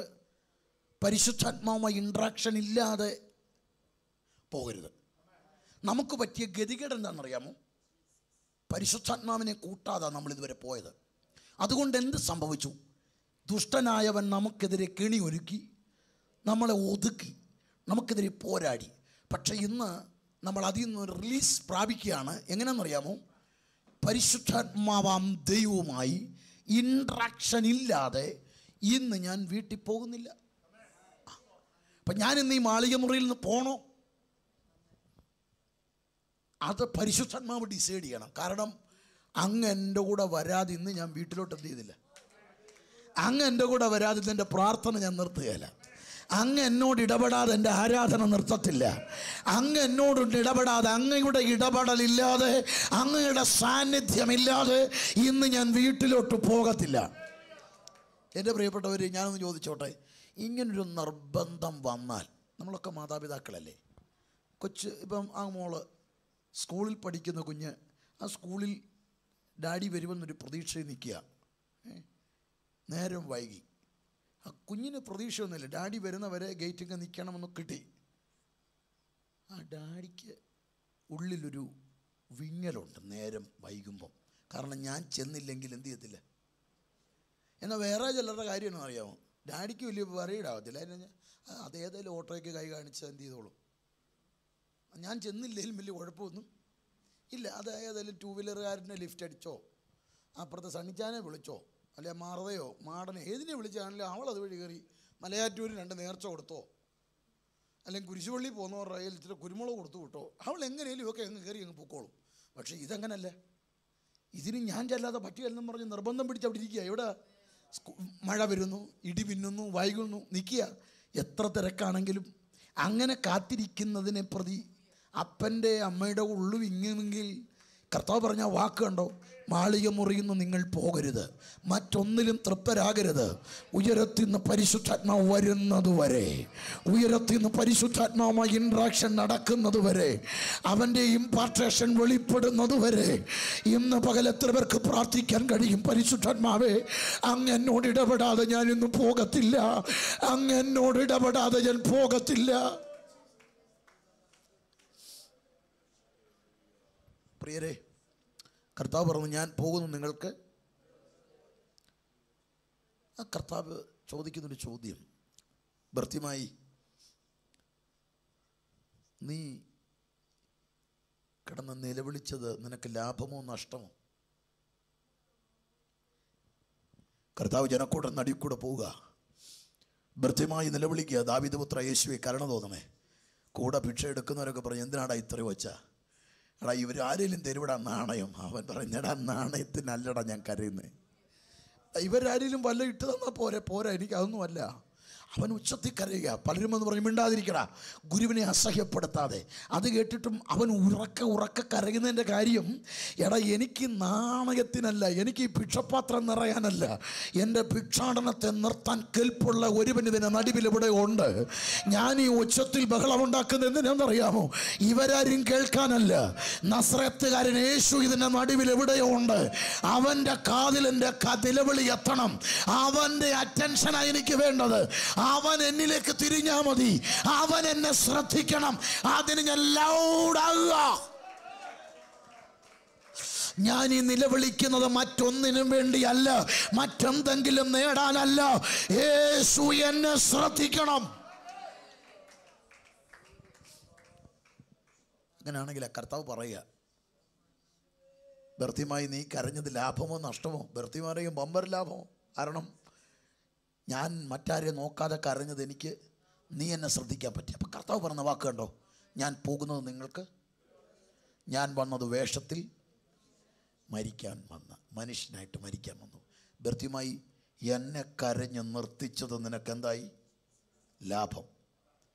സർവശക്തിയും സർവസന്നിഹിതൻ സർവജ്ഞാനി എന്ന പദവികൾ വെടിഞ്ഞു വന്ന് എന്നെ കരഞ്ഞ് നിർത്തിച്ചപ്പോൾ ഇത്രയും ലാഭമാണെങ്കിൽ സർവശക്തനായി, സർവസന്നിഹിതനായി, സർവജ്ഞാനിയായി വന്ന പരിശുദ്ധാത്മാവിനെ ഒന്ന് കരഞ്ഞു നിർത്താൻ കഴിയുമോ? ഇന്ന് എന്നെ തൊടാതെ പോകത്തില്ലെന്ന്, ഓ എന്നെ നിറയ്ക്കാതെ, എന്നോട് ഇടപെടാതെ പരിശുദ്ധാത്മാവേ.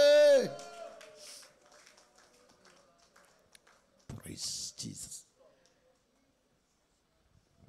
അങ്ങനൊരു നിർബന്ധം അകത്ത് വരുമ്പോൾ നമുക്ക് ഉള്ളം വിങ്ങും. ഈ യായിറോസ് പ്രാപിച്ച വിടുതൽ, ബാല്യക്കാരമെന്ന് പറയുന്നൊരു വാക്കുണ്ട്. നീ ഗുരുവിനെ അസഹ്യപ്പെടുത്തണ്ട. അസഹ്യപ്പെടുത്തിയത് എങ്ങനായിരിക്കും? താൻ സിനഗോഗിലെ വലിയൊരു പ്രധാനിയാണ്, സമൂഹത്തിലെ ഒരു ഉന്നത സ്ഥാനം, പള്ളിപ്രമാണിയാണ്, 4 പേരെ അറിയുന്ന ആളാണ്. അദ്ദേഹത്തിന് 4 ആൾ കൂടുന്നിടത്ത് വലിയ ബഹുമാനിക്കപ്പെടുന്ന പദവിയുള്ള ആളാണ്. തൻ്റെ പൊസിഷൻ നോക്കുന്നില്ല, സ്റ്റാറ്റസ് നോക്കുന്നില്ല. എല്ലാവർക്കും അറിയാം ഇത് ഇവിടെ സിനഗോഗിലെ പ്രധാന പ്രമാണിയാണ്. പക്ഷേ വലിയ പുരുഷാരത്തിന് നടുവിൽ ചെന്നിട്ട് ഒരു വിഡ്ഢിയെ പോലെ, യേശുവേ യേശുവേ എൻ്റെ വീട് വരെ വരണേ, മാറിയിക്കുക ബ്രദറെ, മാറിയിക്കുക. ഇപ്പോഴും നാട്ടുകാർ ചുറ്റുപാടുള്ള, ഇവന് ഇതിൻ്റെ ആവശ്യമുണ്ടോടാ? എടാ, ഇവൻ ഇത്രയും ഒരു ഉന്നത പദവിയുള്ള ഇവൻ ഇതിൻ്റെ ആവശ്യമുണ്ടോ? ഈ നസറത്തുകാരന് യേശുവേ എൻ്റെ വീട് വരെ വരണേ. അവൻ യേശുവിനെ അസഹ്യപ്പെടുത്തി. കാരണം അസഹ്യപ്പെടുത്തി എന്ന വാക്കിൻ്റെ നിർവചനം യേശുവിന് വരാൻ മനസ്സില്ല, പക്ഷേ അവൻ വരുത്തി. അതല്ലേ, യേശുവിന് വരാൻ താല്പര്യമില്ല, എന്നിട്ടും വരുത്തുക, അവൻ വരുത്തുക. അവൻ അതിനു വേണ്ടി എന്തും പറയാൻ, എന്ത് ചെയ്യാൻ അവൻ ഒരുങ്ങുക. കാരണം അവൻ്റെ സ്റ്റാറ്റസോ ചുറ്റുപാടോ ഒന്നും അവന് വിഷയമല്ല. ഒരു വഴിക്ക് പുരുഷാരമുണ്ട്, അവന് വിഷയമല്ല. അവൻ പറയുന്നത് എങ്ങനെ എനിക്ക് യേശുവിനെ കൊണ്ടുപോകണം. കർത്താവിൻ്റെ ചോദ്യം, യായിറോസേ, നീ എന്നെ കരഞ്ഞ് അസഹ്യപ്പെടുത്തിയത് ലാഭമോ നഷ്ടമോ? പറയും. പൊന്നു കർത്താവേ, ലാഭം. ഞാൻ നിന്നെ അസഹ്യപ്പെടുത്താതിരുന്നെങ്കിൽ, നീ വരാതിരുന്നെങ്കിൽ. അപ്പം കർത്താവ് പറയുന്ന വാക്കിൻ്റെ അർത്ഥം, ഞാൻ വേഷത്തിൽ മനുഷ്യനായിട്ടാണ് വന്നത്.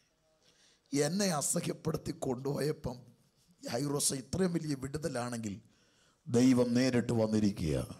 പരിശുദ്ധാത്മാവാം ദൈവത്തെ ഇന്ന് പകലൊന്ന് അസഹ്യപ്പെടുത്താമോ? ഇന്ന് പകൽ അസഹ്യപ്പെടുത്താമോ? നിന്റെ സ്റ്റാറ്റസും നിന്റെ പദവിയും നിന്റെ പ്രശസ്തി നിന്റെ കുടുംബവും നിന്റെ മഹത്വം ഒക്കെ ഒന്ന് മാറ്റി വെച്ചിട്ട് ഇന്നൊരു കൊച്ചു കുഞ്ഞിനെ പോലെ അസഹ്യപ്പെടുത്താമോ? ഉയരത്തിൽ നിന്ന് പരിശുദ്ധാത്മാവുമായി ഇൻട്രാക്ഷൻ നടക്കുന്നത് വരെ എല്ലാ കണ്ണുകളും അടച്ച് പ്രാർത്ഥിച്ചു തുടങ്ങട്ടെ. എല്ലാ കണ്ണുകളും അടച്ച് പ്രാർത്ഥിച്ചു തുടങ്ങട്ടെ.